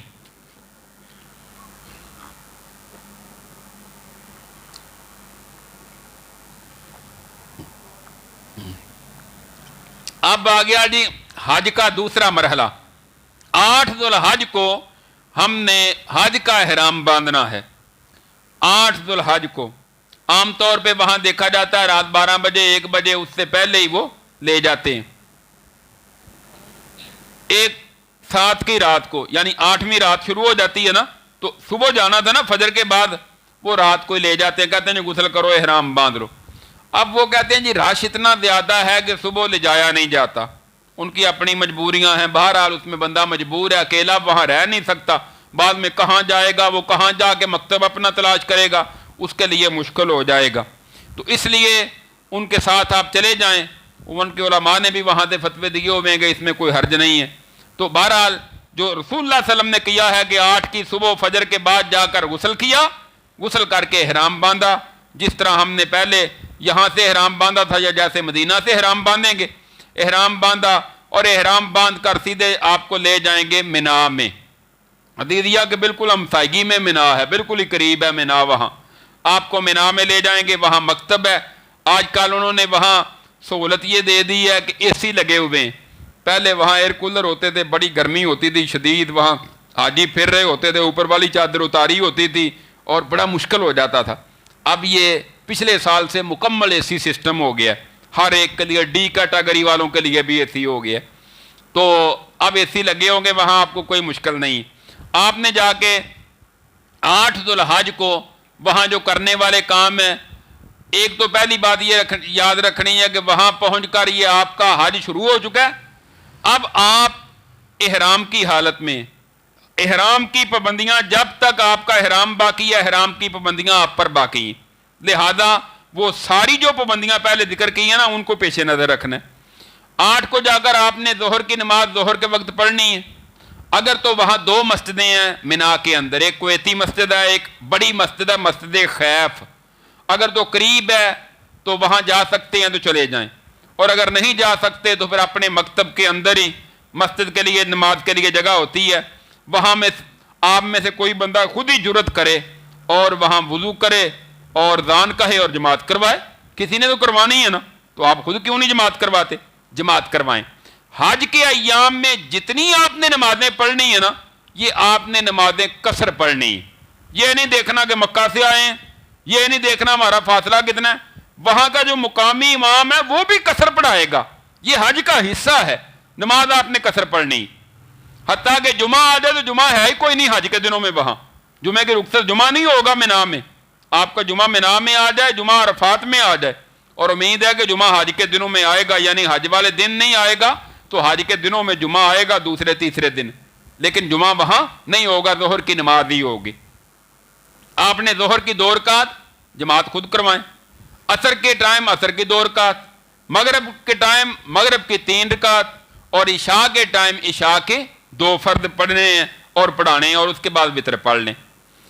इसके अलावा इशराक पढ़ते हैं, तहज्जुद पढ़ते हैं, इस रात आप पर कोई पाबंदी नहीं, आपका दिल चाहता है कर लें। अब रात आपने वहां रहना है, सुबह 9 ज़ुल्हज की फजर की नमाज वहां मिना में अदा करनी। फजर की 2 सुनतें, चूंकि अल्लाह के रसूल सफर में भी सुनते नहीं छोड़ते थे, सुनते 2 और 2 फर्द, लेकिन यहां भी ऐसे ही होता है कि वो रात को ही आपको कहते हैं हमने अरफात ले जाना है, 12 बजे, 1 बजे, 2 बजे। अगर कोई अकेला बंदा रह सकता है, एक दफा हमें वो कहने लगे चलो जी चलें रात, हमने कहा हमने तो नहीं जाना, हम सारे नौजवान थे, हमने कहा हमने नहीं जाना, तुम जाओ। सारे मकतब वाले चले गए, खाली हो गया, हम 4 जवान थे, हम वहां ही रहे, तो सोए हुए हैं। वो फजर के वक्त दौड़े लग रही हैं, चलो अरफा, हमने कहा हमने नहीं जाना, सूरज निकलेगा, अल्लाह के रसूल की सुन्नत है, हम फिर जाएंगे। सूरज तलू हुआ तो हम फिर गए। बहरहाल आपको मैं ये आजमाइश में नहीं डालता, फैमिली है, नया बंदा है, आपको इतना अंदाजा नहीं होगा, परेशानी बन सकती है, लिहाजा आप उनके साथ आगे आपको अरफात में ले जाते हैं तो ले जाएं। बहरहाल अल्लाह के रसूल ने 9 की फजर यहाँ अदा की, सूरज के तलू होने के बाद आप यहां से चले और आगे जाकर आप वादिये निमरा में ठहरे। ये अरफात से बिल्कुल करीब ही है वादिये निमरा, वहां जाकर आपने क़याम किया। सूरज ढल गया तो आप आगे दाखिल हो गए मैदान वादिये उरना में, जहां ये मैदान अरफात के बिल्कुल साथ है, जहां मस्जिद निमरा का कुछ हिस्सा है। मस्जिद निमरा का कुछ हिस्सा जो है वो वादिये उरना में है, ज्यादा हिस्सा जो पीछे वाला है ना वो मैदान अरफात के अंदर है। फिर आपने वहां खुतबा दिया और आपने 2 नमाजें पढ़ाई। जहां आजकल मस्जिद निमरा बनी हुई है ना, उस जगह रसूलुल्लाह सल्लल्लाहु अलैहि वसल्लम ने जब सूरज ढल गया आपने खुतबा इरशाद फरमाया। इमाम हज जो है वो हज का खुतबा देंगे, आप पैगाम टीवी पे भी और दीगर चैनलों पर भी आपको उर्दू भी साथ सुनाई देगा, अगर सुनना चाहते हैं तो आप उर्दू भी सुन सकते हैं। मस्जिद निमरा में पहुंच सकते हैं तो पहुंच जाएं, वगरना आप अरफात में जहां आपके खेमे हैं वहां जाकर आप ठहरें। और 2 नमाजें जोहर और असर की खुतबे के फौरी बाद जोहर के वक्त तकरीबन 1 बजे होती हैं दोनों नमाजें। अल्लाह के रसूल की सुन्नत है जमा करनी है और कसर करनी है। एक अज़ान होगी, 2 फर्ज जोहर के, इकामत 1 कहने के बाद, और उसके बाद दोबारा इकामत होगी और 2 फर्ज असर के। वहां ये लोग झगड़ा डाल के बैठ जाते हैं, जी हमने तो पूरी पढ़नी, हमने तो असर के टाइम पर असर पढ़नी है। ये अल्लाह के रसूल की सुन्नत की मुखालफत है, लिहाजा अगर कोई नहीं मानता तो हमने उन पर जबरदस्ती करके हमने उनसे अमल नहीं करवाना, हमने अपनी नमाजों को सुन्नत के मुताबिक रखना है। आप अपनी जमात करवाएं, जोहर की करवा लें अगर आप अपने खेमे में, उसके बाद साथ ही आप 2 असर के फर्ज पढ़ लें। अब ये जो टाइम है ना जोहर के बाद, यानी 1, सवा 1 से लेकर मगरब तक, ये टाइम सबसे ज्यादा आपका कीमती वक्त है। लोग वहां बैठे खा पी रहे हैं, मौज मेले में लगे हुए हैं, गपशप हो रही है, पाकिस्तान मोबाइल पे रखता है, फलाना मुबारक दे रहा है, फलाना मुबारकें आ रही हैं, ये गप में लगे हुए हैं। एक दफा मैंने देखा मस्जिद निमरा में लोग सोए हुए हैं, फिर एक अरबी उठा, हम भी उसके साथ लगे और लोगों को उठाया, वो कहने लगा अल्लाह के बंदो, अल्लाह बख्शिश, अल्लाह माफ कर रहे हैं और तुम सोए हुए हो, तुम अल्लाह से बख्शिश ही नहीं मांगते हो, क्या हो गया तुम्हें? सारे लोग सोए हुए हैं, कोई बंदा बैठा था वरना सोए हुए। तो ये अंदाज इख्तियार ना करें। आपने फरमाया अरफात में अल्लाह इस दिन जितने लोगों को जहन्नम से आजाद करते हैं, साल में कोई और दिन नहीं जितने अल्लाह जहन्नम से जितने लोगों को आजाद करते हैं। और फिर दूसरा फरमाया कि इस दिन मैदान अरफात में जो लोग होते हैं, अल्लाह अपने फरिश्तों में इन पर फख्र करते हैं, और मेरे फरिश्तों देखो ये मेरे बंदे किस तरह मेरे सामने गिड़गड़ा कर, लंबा सफर करके, अपना घर बार बीवी बच्चे छोड़कर किस तरह ये मेरे सामने आके मुझसे माफी मांग रहे हैं, अल्लाह फख्र करते हैं। लिहाजा ये जो टाइम है ना 5-6 घंटे, इसको आपने दुआओं में गुजारना है, रो रो के। अपनी जिंदगी की सारी वीडियो आपके सामने चल रही होगी आंखों के सामने, उसको देख के अल्लाह से गुनाहों की माफी मांगे, अपने लिए, अपने मुल्क के लिए, अपने अजीज़ो अकारब रिश्तेदारों के लिए, उम्मत मुसलमान के लिए, हम सबके लिए आप बख्शिश की दुआएं करें। ये दुआओं का टाइम है। सूरज के गुरूब होने तक मैदान अरफात में ये आपका बड़ा कीमती वक्त है। खाना 5-10 मिनट में थोड़ा सा खा लें हल्का फुल्का, ताकि बार बार वाशरूम में न जाना पड़े, मुनासिब। वहाँ खाना बड़ा मिलता है, कई लोगों को देखा है वो पूरे बैग भर लेते हैं, डब्बा बॉक्स एक खाना है और वो 15-15 20-20 इकट्ठे कर लेते हैं, आंखें नहीं ना भरती, पेट तो भर जाता है। अब वो 20 इकट्ठे कर लिया, उसको करना क्या है ये समझ नहीं आती, फिर उसको उधर फेंकते हैं, जाया करते हैं। लिहाजा वहां ये काम ना करें, जितनी जरूरत है वो खाना खाएं बस, ठीक है। मगरिब तक आप इबादत करें, सूरज गुरूब होगा मगरिब के वक्त, और गुरूब होने के साथ ही वहां से लोग चल पड़ेंगे। जैसे जैसे किसी को ट्रेन मिली वो ट्रेन पे, बस मिली बस पे, पैदल वाले पैदल के रास्ते हैं जो मैदान मुज़दलिफ़ा में आते हैं, लंबे रास्ते हैं, साइडों पर पानी के कूलर लगे होते हैं, पानी की टूटियां मौजूद हैं, ठंडे पानी की, पानी पीते जाओ और पैदल चलते जाओ। तो बहरहाल ये नौजवानों का काम है। एक दफ़ा अल्लाह ने मुझे भी तौफीक दी कि मैं भी पैदल वहाँ से चल कर आया और मैदान मुज़दलिफ़ा में पहुँचे, और कोई ज़्यादा टाइम नहीं लगा था, तकरीबन मेरा ख्याल है कोई 1.5-2 घंटे में पहुँच गए थे। तकरीबन कोई 9-10 किलोमीटर सफ़र था, इतना कोई लंबा नहीं है। बहरहाल आपके साथ लेडीज़ हैं तो फिर आप इस आज़माइश में ना पड़ें, अपने ग्रुप के साथ रहें। वापस आपने मुज़दलिफ़ा में आकर मगरिब और इशा दोनों इकट्ठी नमाजें पढ़नी, उधर नमाज मगरिब नहीं पढ़नी, यहां आकर दोनों मगरिब और इशा दोनों इकट्ठी नमाजें पढ़नी। मगरिब के 3 फर्ज, इशा के 2 फर्ज। इस रात अल्लाह के रसूल सोए रहे, तहज्जुद भी नहीं पड़ी, क्योंकि सारा दिन की थकावट, अगले दिन फिर बड़े काम है, लिहाजा उठ के तहज्जुद नहीं शुरू कर देनी। सोए रहे अल्लाह के रसूल, तहज्जुद भी नहीं पड़ी, सिर्फ 2 फर्ज इशा के और 3 फर्ज मगरिब के। फजर की नमाज आपने जब अजान हुई तो अजान के बाद जरा जल्दी पढ़ ली, नमाज पढ़ाई। उसके बाद मशर हराम में, मशर हराम, हाँ अरफात में जो लोग जाते हैं ना, तलाश करते हैं जबले रहमत, जबले रहमत तलाश करने की जरूरत नहीं है। अल्लाह के रसूल पहाड़ी के ऊपर तो चढ़े ही नहीं, नीचे आप खड़े थे, आपने फरमाया मैंने यहां वकूफ किया, जहां किसी को जगह मिलती है वहां वकूफ कर ले। और ये बात भी याद रखें, मैदान अरफात में जो हाजिरी है ना, ये हज का रुकने आज़म इसको कहते हैं। आप 40 दिन वहां रहें, अगर आप अरफात में नहीं गए तो आपका हज नहीं हुआ, हज हुआ ही नहीं। हत्ता कि सऊदी जो हुकूमत है, जो लोग हॉस्पिटल में होते हैं ना, बीमार हो जाते हैं, हज के लिए गए बीमार हो गए, खुदा न खास्ता हॉस्पिटल में वो एडमिट है, उनको भी एम्बुलेंस में डाल के उनको भी मैदान अरफात में ले जाते हैं। अरफात में नहीं गया तो हज नहीं हुआ, अरफात में चले गया तो हज हो जाएगा। बहरहाल वापस मुज़दलिफ़ा में आए, दोनों नमाजें पढ़ी, रात सो जाएं। ये रात जो है ये आपको ऐसे ही सोना पड़ेगा, कुछ सड़कों पे, खुले मैदान पे, नीचे चटाई बिछा लें, चादर बिछा लें, नींद बड़ी अच्छी आती है, और सुकून के साथ नींद पूरी करें। फजर की नमाज पढ़ी उठ के, फजर के बाद रसूलुल्लाह सल्लल्लाहु अलैहि वसल्लम ने मशर हराम, जो पहाड़ी है जहाँ आजकल मस्जिद मशर हराम बनी हुई है, उसके पास आपने अल्लाह से दुआएं की। जब अच्छी तरह सफ़ेदी फैल गई, अभी सूरज तुलू नहीं हुआ, तो आप वापस मैदान मिना के लिए चल पड़े। मैदान मिना में आकर रसूलुल्लाह सल्लल्लाहु अलैहि वसल्लम ने इस दिन आपने 10 को टोटल 5 काम करने। पहला काम अल्लाह के रसूल ने जो तरतीब से किए हैं वो है कि 7 कैंकरियां जमराए उकबा को मारनी है, जो बड़ा जमरा है, शैतान नहीं है, जमरा है वो। ये जहालत है कि हम शैतान को मार रहे हैं, और कोई पत्थर मार रहा है, कोई जूते मार रहा है, गालियां दे रहा है। शैतान कहता है अच्छा मार, मैनू मैं तेरे सारे मार ऐसे ही दया करवाऊंगा। ऐसा काम नहीं।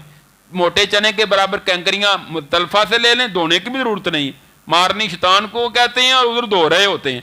कैंकरियां बड़ी, उसको संभाल के रास्ते में मिल जाती, जहां से मर्जी 7 कैंकरियां लें, वो आके आपने जमरा उकबा को, बड़े जमरे को आपने कैंकरियां मारनी है।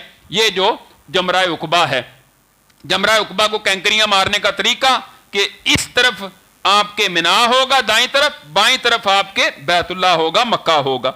एक एक करके वो आगे दायरा बना हुआ है, तो अल्लाह अकबर, अल्लाह अकबर, अल्लाह अकबर, इकट्ठी नहीं इस तरह फेंकनी, रमी नहीं होगी, एक एक कैंकरी करके 7 कैंकरियां मारनी है। 4 मंजिला उन्होंने बना दिया है, बड़ा बेहतरीन निज़ाम है। मानवे होता है जहां से आप आ रहे हैं वापस आप नहीं जा सकते, दूसरे रास्ते से वापस आएंगे। पहले वहां बहुत सारे लोग फौत हो जाते थे, भगदड़ मचती थी, अब अल्हम्दुलिल्लाह कोई ऐसा मसला नहीं है। आराम सुकून के साथ आप आकर रमी करें। कोई मरीज है, बूढ़ा है, ज़ईफ है, तो उसकी कोई दूसरा कैंकरियां मार सकता है, वकील उसका बन सकता है, पहले अपनी कैंकरियां मारे, बाद में उसकी 7 कैंकरियां मार दे। 7 कैंकरियां मारी, पहला ये काम रमी हो गया, और ये रमी है जवाल के बाद। दूसरा काम है कुर्बानी करना। कुर्बानी के तो मेरा ख्याल सरकारी सबके पैसे जमा हो गए, बल्कि उन्होंने प्राइवेट भी कर लिए। कुर्बानी उन्होंने करनी है, और टाइम उन्होंने मेरा ख्याल है कोई पता नहीं होगा कि कब। बहरहाल इसमें ला युकल्लिफुल्लाहु नफ्सन इल्ला वुसअहा, हम इसके मुकल्लिफ नहीं, ये उनकी जिम्मेदारी है। तीसरा काम है हिजामत करवाना, वही सर मंडवाना अफजल है। सर मंडवा लें औरतें, पोर के बराबर बाल काट लें। इसके बाद आपने इहराम खोल देना है। इहराम खोला, सारी पाबंदियां खत्म। तलबिया कहां तक पढ़ना था? जब आपने 10 को आके जमरा उकबा की रमी करनी है ना, उसके साथ आपका तलबिया खत्म हो गया। शुरू किस तारीख को किया था? हाँ जी, 8 को, 8 की सुबह को तलबिया शुरू हुआ था, या उससे पहले रात को हो गया। तो 10 को आके जब आपने रमी की, तलबिया खत्म, अब तलबिया नहीं पढ़ना। और जब आपने इजामत करवा ली तो इहराम भी खोल दिया। अब आप जितनी जल्दी, अब सारी पाबंदियां खत्म, एक पाबंदी मियां बीवी की आपस में मुकारबत नहीं हो सकती, वो पाबंदी बाकी है। अगर हज के दौरान बंदा ऐसा कर ले तो हज फासद हो जाता है, बातिल हो जाता है, फारग, ये भी चीजें ध्यान में रखनी। बहरहाल इसके बाद आपने जितनी जल्दी कोशिश करें आप बैतुल्लाह में पहुंच जाएं। तवाफ करना है, इसको कहते हैं तवाफे हज या तवाफे ज़ियारत या तवाफे इफादा, ये एक ही तवाफ के नाम है। इसमें सादा कपड़े आपने पहन लिए। अब आपने कपड़े कहां से पहने? या तो एक सूट जाते हुए साथ ले जाएं, या फिर दूसरा हाल यह है कि रमी करके आप आके हिजामत करवा के अपने होटल से ले लें, वहां से आप आके गुस्ल करें, कपड़े सादा पहने और आप जितनी जल्दी हो सके हरम में पहुंच जाएं। जैसे जैसे लेट करेंगे आप लेट होते जाएंगे, फिर रश बढ़ता जाएगा, मुश्किल हो जाएगा। ये काम जल्दी करें, खाने पीने में ना लगे। तवाफ़े ज़ियारत करें। तवाफ़े ज़ियारत वही शुरू में जो 7 चक्कर बैतुल्लाह के सादा कपड़ों में, इसमें कोई रमल नहीं है, इस्तबा नहीं है, 7 चक्कर, 2 रकात, और उसके बाद साई, सफा मरवा की साई। ये आपके 5 काम पूरे हो गए। हाँ, अबू दाऊद में यह हदीस भी है कि अगर कोई बंदा 10 को इहराम खोल दिया उसने हिजामत करवा के, और मगरब तक उसने तवाफे फादा नहीं किया, तो वो दोबारा इहराम बांधेगा, चादरें दोबारा, और फिर वो 11 को करे, 12 को करे, 13 को करे, वो तवाफ करके फिर वो जाके इहराम खोलेगा, तवाफ वापस आ जाए, इहराम वापस आ जाएगा। ये भी एक हदीस में है, इसको भी पेश नजर रखना है। तो लिहाजा आप कोशिश करें कि 10 को ही कर लें, अफजल यही है। और ये आपका 10 का सफा मरवा की साई करके आप फारग हुए। अब एक जो पाबंदी पहले मियाँ बीवी वाली रह गई थी, अब वो भी खत्म हो गई। तवाफ करने के साथ ही साई भी हो गई। अब आपने वापस मिना में पहुंचना है, जितनी जल्दी पहुंच जाएं, मगरब के वक्त, इशा के वक्त, या इशा से भी लेट हो जाएं। अब आपने बाकी 3 रातें या कम अज कम 2 रातें जाके आपने मिना में गुजारनी। वहां पहुंच गए, जाके आपने नमाजें पढ़नी है, कसर नमाज पढ़नी है, जितने दिन वहां रहेगी। 11 को क्या काम है? कोई काम नहीं। जवाल के बाद तीनों जमरात की रमी है, कैंकरियां मारनी है। हर रोज 21 कैंकरियां ले लेनी है। जाते हुए आपने सबसे पहले छोटा जमरा आएगा, छोटे जमरे को जाके उसी तरह कैंकरी मारनी है। अल्लाहु अकबर, अल्लाहु अकबर, अल्लाहु अकबर। 7 कैंकरियां मार के थोड़ा सा साइड पे हो जाएं और काबतुल्लाह की तरफ मुंह करके दुआ करें। अच्छी तरह दुआ करनी, ये रसूलुल्लाह की सुन्नत है। फिर दरमियाने वुस्ता, जो दरमियाना जमरा है, इसको भी कैंकरियां मार के इसी अंदाज में दुआ करें।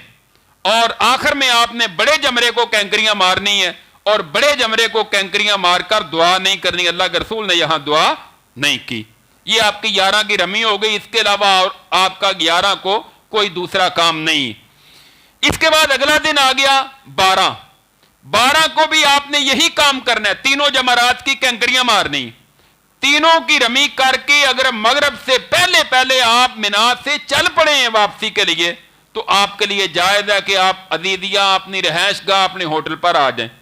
अगर मगरब हो गई फिर आपने वहां से नहीं आना, फिर आपने 13 की भी उधर रहना है, और 13 की कंकरियां दवाल के बाद मार के आपने वहां से निकलना है। इस बात को जहन में रखें। कुरान ने दोनों तरह इजाजत दी है कि 2 दिन कंकरियां मार लें, रमी कर लें 11-12 की, ये भी ठीक है। अगर 11, 12 और 13 मुकम्मल कर लें तो ये भी ठीक है और ये अफजल है। और मैंने वहां देखा है कि 13 को बहुत कम लोग रह जाते हैं, तकरीबन 90% लोग निकल जाते हैं 12 को कैंकरियां मार के। बहरहाल वो दोनों तरह ठीक है। तो ये आपका 13 को जो मुकम्मल हुआ, हज आपका हो गया मुकम्मल। सिर्फ एक چیز باقی رہ گئی ہے، اور وہ ہے طواف ودا۔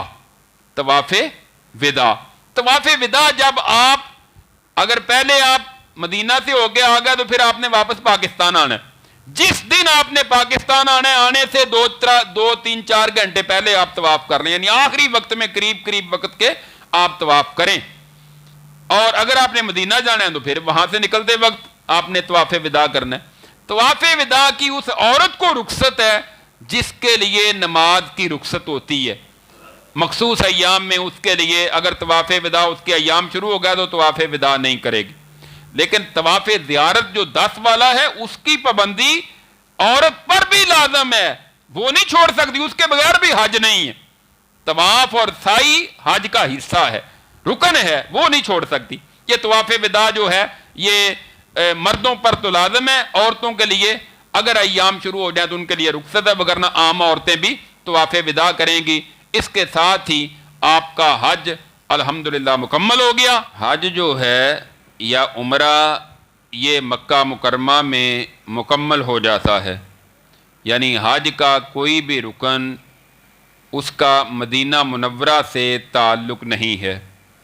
البتہ اتنا لمبا سفر کر کے جب ہم سعودیہ میں جاتے ہیں تو یہ ایک بہت بڑی سعادت اور اعزاز ہوتا ہے کہ مکہ مکرمہ کے ساتھ ہم رسول اللہ صلی اللہ علیہ وسلم کی مسجد نبوی اور مدینہ طیبہ میں بھی حاضر ہوں۔ تو مدینہ منورہ جانا بھی مسجد نبوی کی نیت سے ہی چاہیے۔ رسول اللہ صلی اللہ علیہ وسلم کی حدیث بھی ہے کہ 3 مساجد کے علاوہ کسی اور مسجد کی طرف باقاعدہ طور پر سفر کی تیاری کر کے جانا یہ درست نہیں ہے۔ ان میں سے ایک بیت اللہ ہے، مسجد اقصی، اور تیسری مسجد نبوی ہے۔ تو مدینہ منورہ میں آپ گئے تو مدینہ منورہ میں جا کر جو کام کرنے والے ہیں، ایک تو مسجد نبوی میں حاضری، مسجد نبوی کی ایک نماز جو ہے وہ عام کسی مسجد کی نماز سے 1000 گنا افضل ہے، یعنی یہاں ایک نماز کا ثواب ملے گا تو وہاں 1000 نماز کا ثواب ملے گا۔ 50,000 والی بات درست نہیں ہے، ضعیف ہے وہ روایت، 1000 والی درست ہے۔ اور یہ جو 40 نمازوں والا چکر ہوتا ہے نا، یہ بھی حدیث درست نہیں ہے۔ ہاں وہاں رہیں تو مسجد نبوی میں ہی نمازیں ادا کریں جماعت کے ساتھ، جہاں بھی آپ کی رہائش پہنچیں، اور کیا کرنا ہے۔ تو مسجد نبوی میں جائیں، پہلا کام۔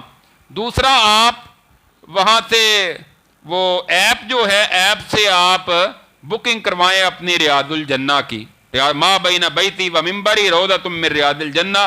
آپ نے فرمایا میرے گھر سے لے کر میرے حجرے تک جو جگہ ہے یہ منبر، یہ جنت کے باغات میں سے ایک باغیچہ ہے۔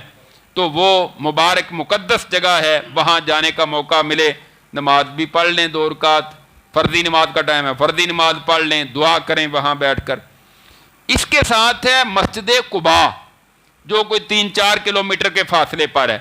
نبی کریم صلی اللہ علیہ وسلم جب ہجرت کر کے مکہ سے مدینہ گیا تو آپ پہلے اسی علاقے میں جا کر آپ نے قیام کیا اور مسجد قباء کی بنیاد رکھی۔ بعد میں آپ آگے چلے گئے مدینہ شہر میں اور مسجد نبوی کی بنیاد رکھی۔ تو آپ ہر ہفتے مسجد قباء میں آیا کرتے تھے، اور آپ نے فرمایا کہ جو بندہ اپنے گھر سے طہارت حاصل کرے، وضو وغیرہ کرتا ہے، اور پھر وہ مسجد قباء میں آ کر 2 رکعت پڑھے، ٹائم کی پابندی نہیں ہے کہ کس وقت پڑھے، 2 رکعت پڑھے، اس کو مکمل عمرے کا ثواب ملتا ہے۔ تو کتنے عمرے بندہ کر سکتا ہے؟ 7-8 دن تو ادھر ہوتا ہی ہے، تو کم از کم کوشش کرے کہ چلو 7-8 دنوں میں ڈیلی 1 مرتبہ چلا جائے، ہفتے میں 3-4 دفعہ چلا جائے، یا کم از کم 1-2 مرتبہ تو ضرور جائے۔ ایک تو یہ ہے۔ تیسرا ہے نبی کریم صلی اللہ علیہ وسلم کی قبر مبارک، وہاں سے آپ گزریں تو آپ پر درود اور سلام پڑھیں، السلام علیکہ ایھا النبی ورحمۃ اللہ وبرکاتہ، یہ سلام اور درود سے مراد درود ابراہیمی پڑھیں۔ اس کے بعد آپ کی قبر کے ساتھ ہے سیدنا ابو بکر رضی اللہ عنہ کی قبر، اس پر السلام علیکہ یا ابا بکر۔ اس کے بعد حضرت عمر رضی اللہ عنہ کی قبر پر آگے ساتھ جائیں گے تو السلام علیکہ یا عمر۔ یہ ہو گیا درود اور سلام۔ اس کی بڑی فضیلت ہے درود پڑھنے کی، یہاں سے بھی پڑھیں گے یا وہاں جا کر پڑھیں گے، اللہ ہمارے درود کو پہنچاتے ہیں فرشتوں کے ذریعے۔ اس کے ساتھ ہے کہ آپ وہاں گئے تو بقیع قبرستان بالکل مسجد نبوی کے ساتھ ہے، وہاں 10,000 صحابہ اکرام، صحابیات، امہات المومنین دفن ہیں۔ تو وہاں جائیں، اور وہاں بورڈ پر بڑے بڑے بورڈ لگے ہوئے ہیں، اس کے اوپر وہ دعائیں بھی لکھی ہوئی ہیں، یہ کتاب میں بھی دعائیں موجود ہوتی ہیں، وہی دعا جو عام قبرستان میں جاتے ہوئے پڑھتے ہیں، السلام علیکم اہل الدیار من المؤمنین والمسلمین وَإِنَّا إِن شَاءَ اللَّهُ بِكُمْ لَلَاحِقُونَ نَسْأَلُ اللَّهَ لَنَا وَلَكُمُ الْعَافِيَةَ۔ یہ دعا پڑھنی، وہاں جا کر کوئی اور کام نہیں کرنا کہ کبوتروں کے لیے وہاں دانا پھینکنا ہے، یہ وہ، کبوتروں کو اللہ آپ سے بہتر دے رہا ہے، سارا سال دیتا ہے، کبوتر آپ کے منتظر نہیں ہیں۔ وہاں لوگ دانا پھینکتے ہیں، وہ روکتے ہیں، کئی قسم کی بدعات کی کوشش کرتے ہیں، خرافات سے وہ منع کرتے ہیں۔ تو یہ کبھی بقی قبرستان میں آپ چکر لگا رہے ہیں، فجر کے بعد کھلتا ہے اور عصر کے بعد کھلتا ہے، اور کافی لمبا کل پہلے ہوتا ہے، جہاں سے داخل ہوتے تھے واپس آ جاتے تھے، اب انہوں نے بنا دی ایک طرف سے داخل ہونا ہے تو آگے کافی بڑا چکر ہوتا ہے، وہ لگا کے پھر باہر نکلنا پڑتا ہے۔ اسی طرح شہدائے احد پہاڑ کے دامن میں جہاں غزوہ احد ہوا ہے، وہاں شہدائے احد کی قبریں، وہاں بھی زیارت کے لیے چلے جاتے ہیں، تو وہاں جا کے شہدائے احد کے لیے بھی یہی دعا ہے۔ اس کے علاوہ مدینہ منورہ میں لے جاتے ہیں آپ کو کہ یہ مسجد قبلتین، جس مسجد میں صحابہ کرام نے دونوں قبلوں کی طرف ایک ہی نماز پڑھی تھی، وہاں وہ مسجد بس مسجد ہے، دیکھ لیں، اس کے علاوہ وہاں کوئی کام نہیں کرنا۔ یا پھر غزوہ خندق جہاں ہوا ہے، وہاں جامع الخندق بن گئی ہے، تو یہ چیزیں ہیں موٹی موٹی مدینہ منورہ میں، یہ چیزیں وہاں دیکھنے کے ساتھ تعلق رکھتی ہیں اور ان کی زیارتیں ہیں۔ اس کے علاوہ جو کوئی آپ کو بس والا وہاں کو مل گیا تو وہ تو پھر آپ کو بڑا کچھ دکھائے گا کہ فلاں باغ کی کھجوریں لے لیں، فلاں جگہ سے مٹی کا پیالہ لے لیں، یہ فلاں آب شفا ہے، فلاں یہ ہے، فلاں وہ ہے، وہ تو آپ کو ایسی ایسی پھر گپیں سناتے ہیں نا کہ بندے نے کبھی سنی نہیں، اور وہ ساری بے بنیاد ہیں، ان کا کوئی حقیقت کے ساتھ تعلق نہیں ہے۔ یہ مدینہ منورہ کے ساتھ جو اہم چیزیں تھیں ان کی میں نے نشاندہی کر دی، اور مدینہ منورہ میں ہو یا مکہ مکرمہ میں ہو، کوشش آپ نے یہی کرنی ہے، حج کے ایام میں ہو یا حج کے بعد والے ایام ہیں، ایام تشریق، ان دنوں میں آپ نے اپنا ٹائم ضائع نہیں کرنا، جماعت کے ساتھ نمازیں پڑھیں، قرآن کی تلاوت زیادہ سے زیادہ کریں، جتنا قرآن زیادہ پڑھ سکتے ہیں پڑھیں، دعائیں کریں، اپنا ٹائم ٹی وی پہ بیٹھ کے، موبائل پہ، ادھر ادھر اپنا ٹائم اگر ضائع کرنا ہے تو پھر وہ تو یہاں بھی کام ہو سکتا ہے، وہاں جا کر یہ کرنا ہے تو کیا کرنا ہے پھر، تو اس سے بچائیں اپنے آپ کو، اپنا وقت ضائع نہ کریں۔ یہ حج اور عمرے کی مکمل تفصیلات ہے جو ہم نے آج کی اس مجلس میں ذکر کی ہے۔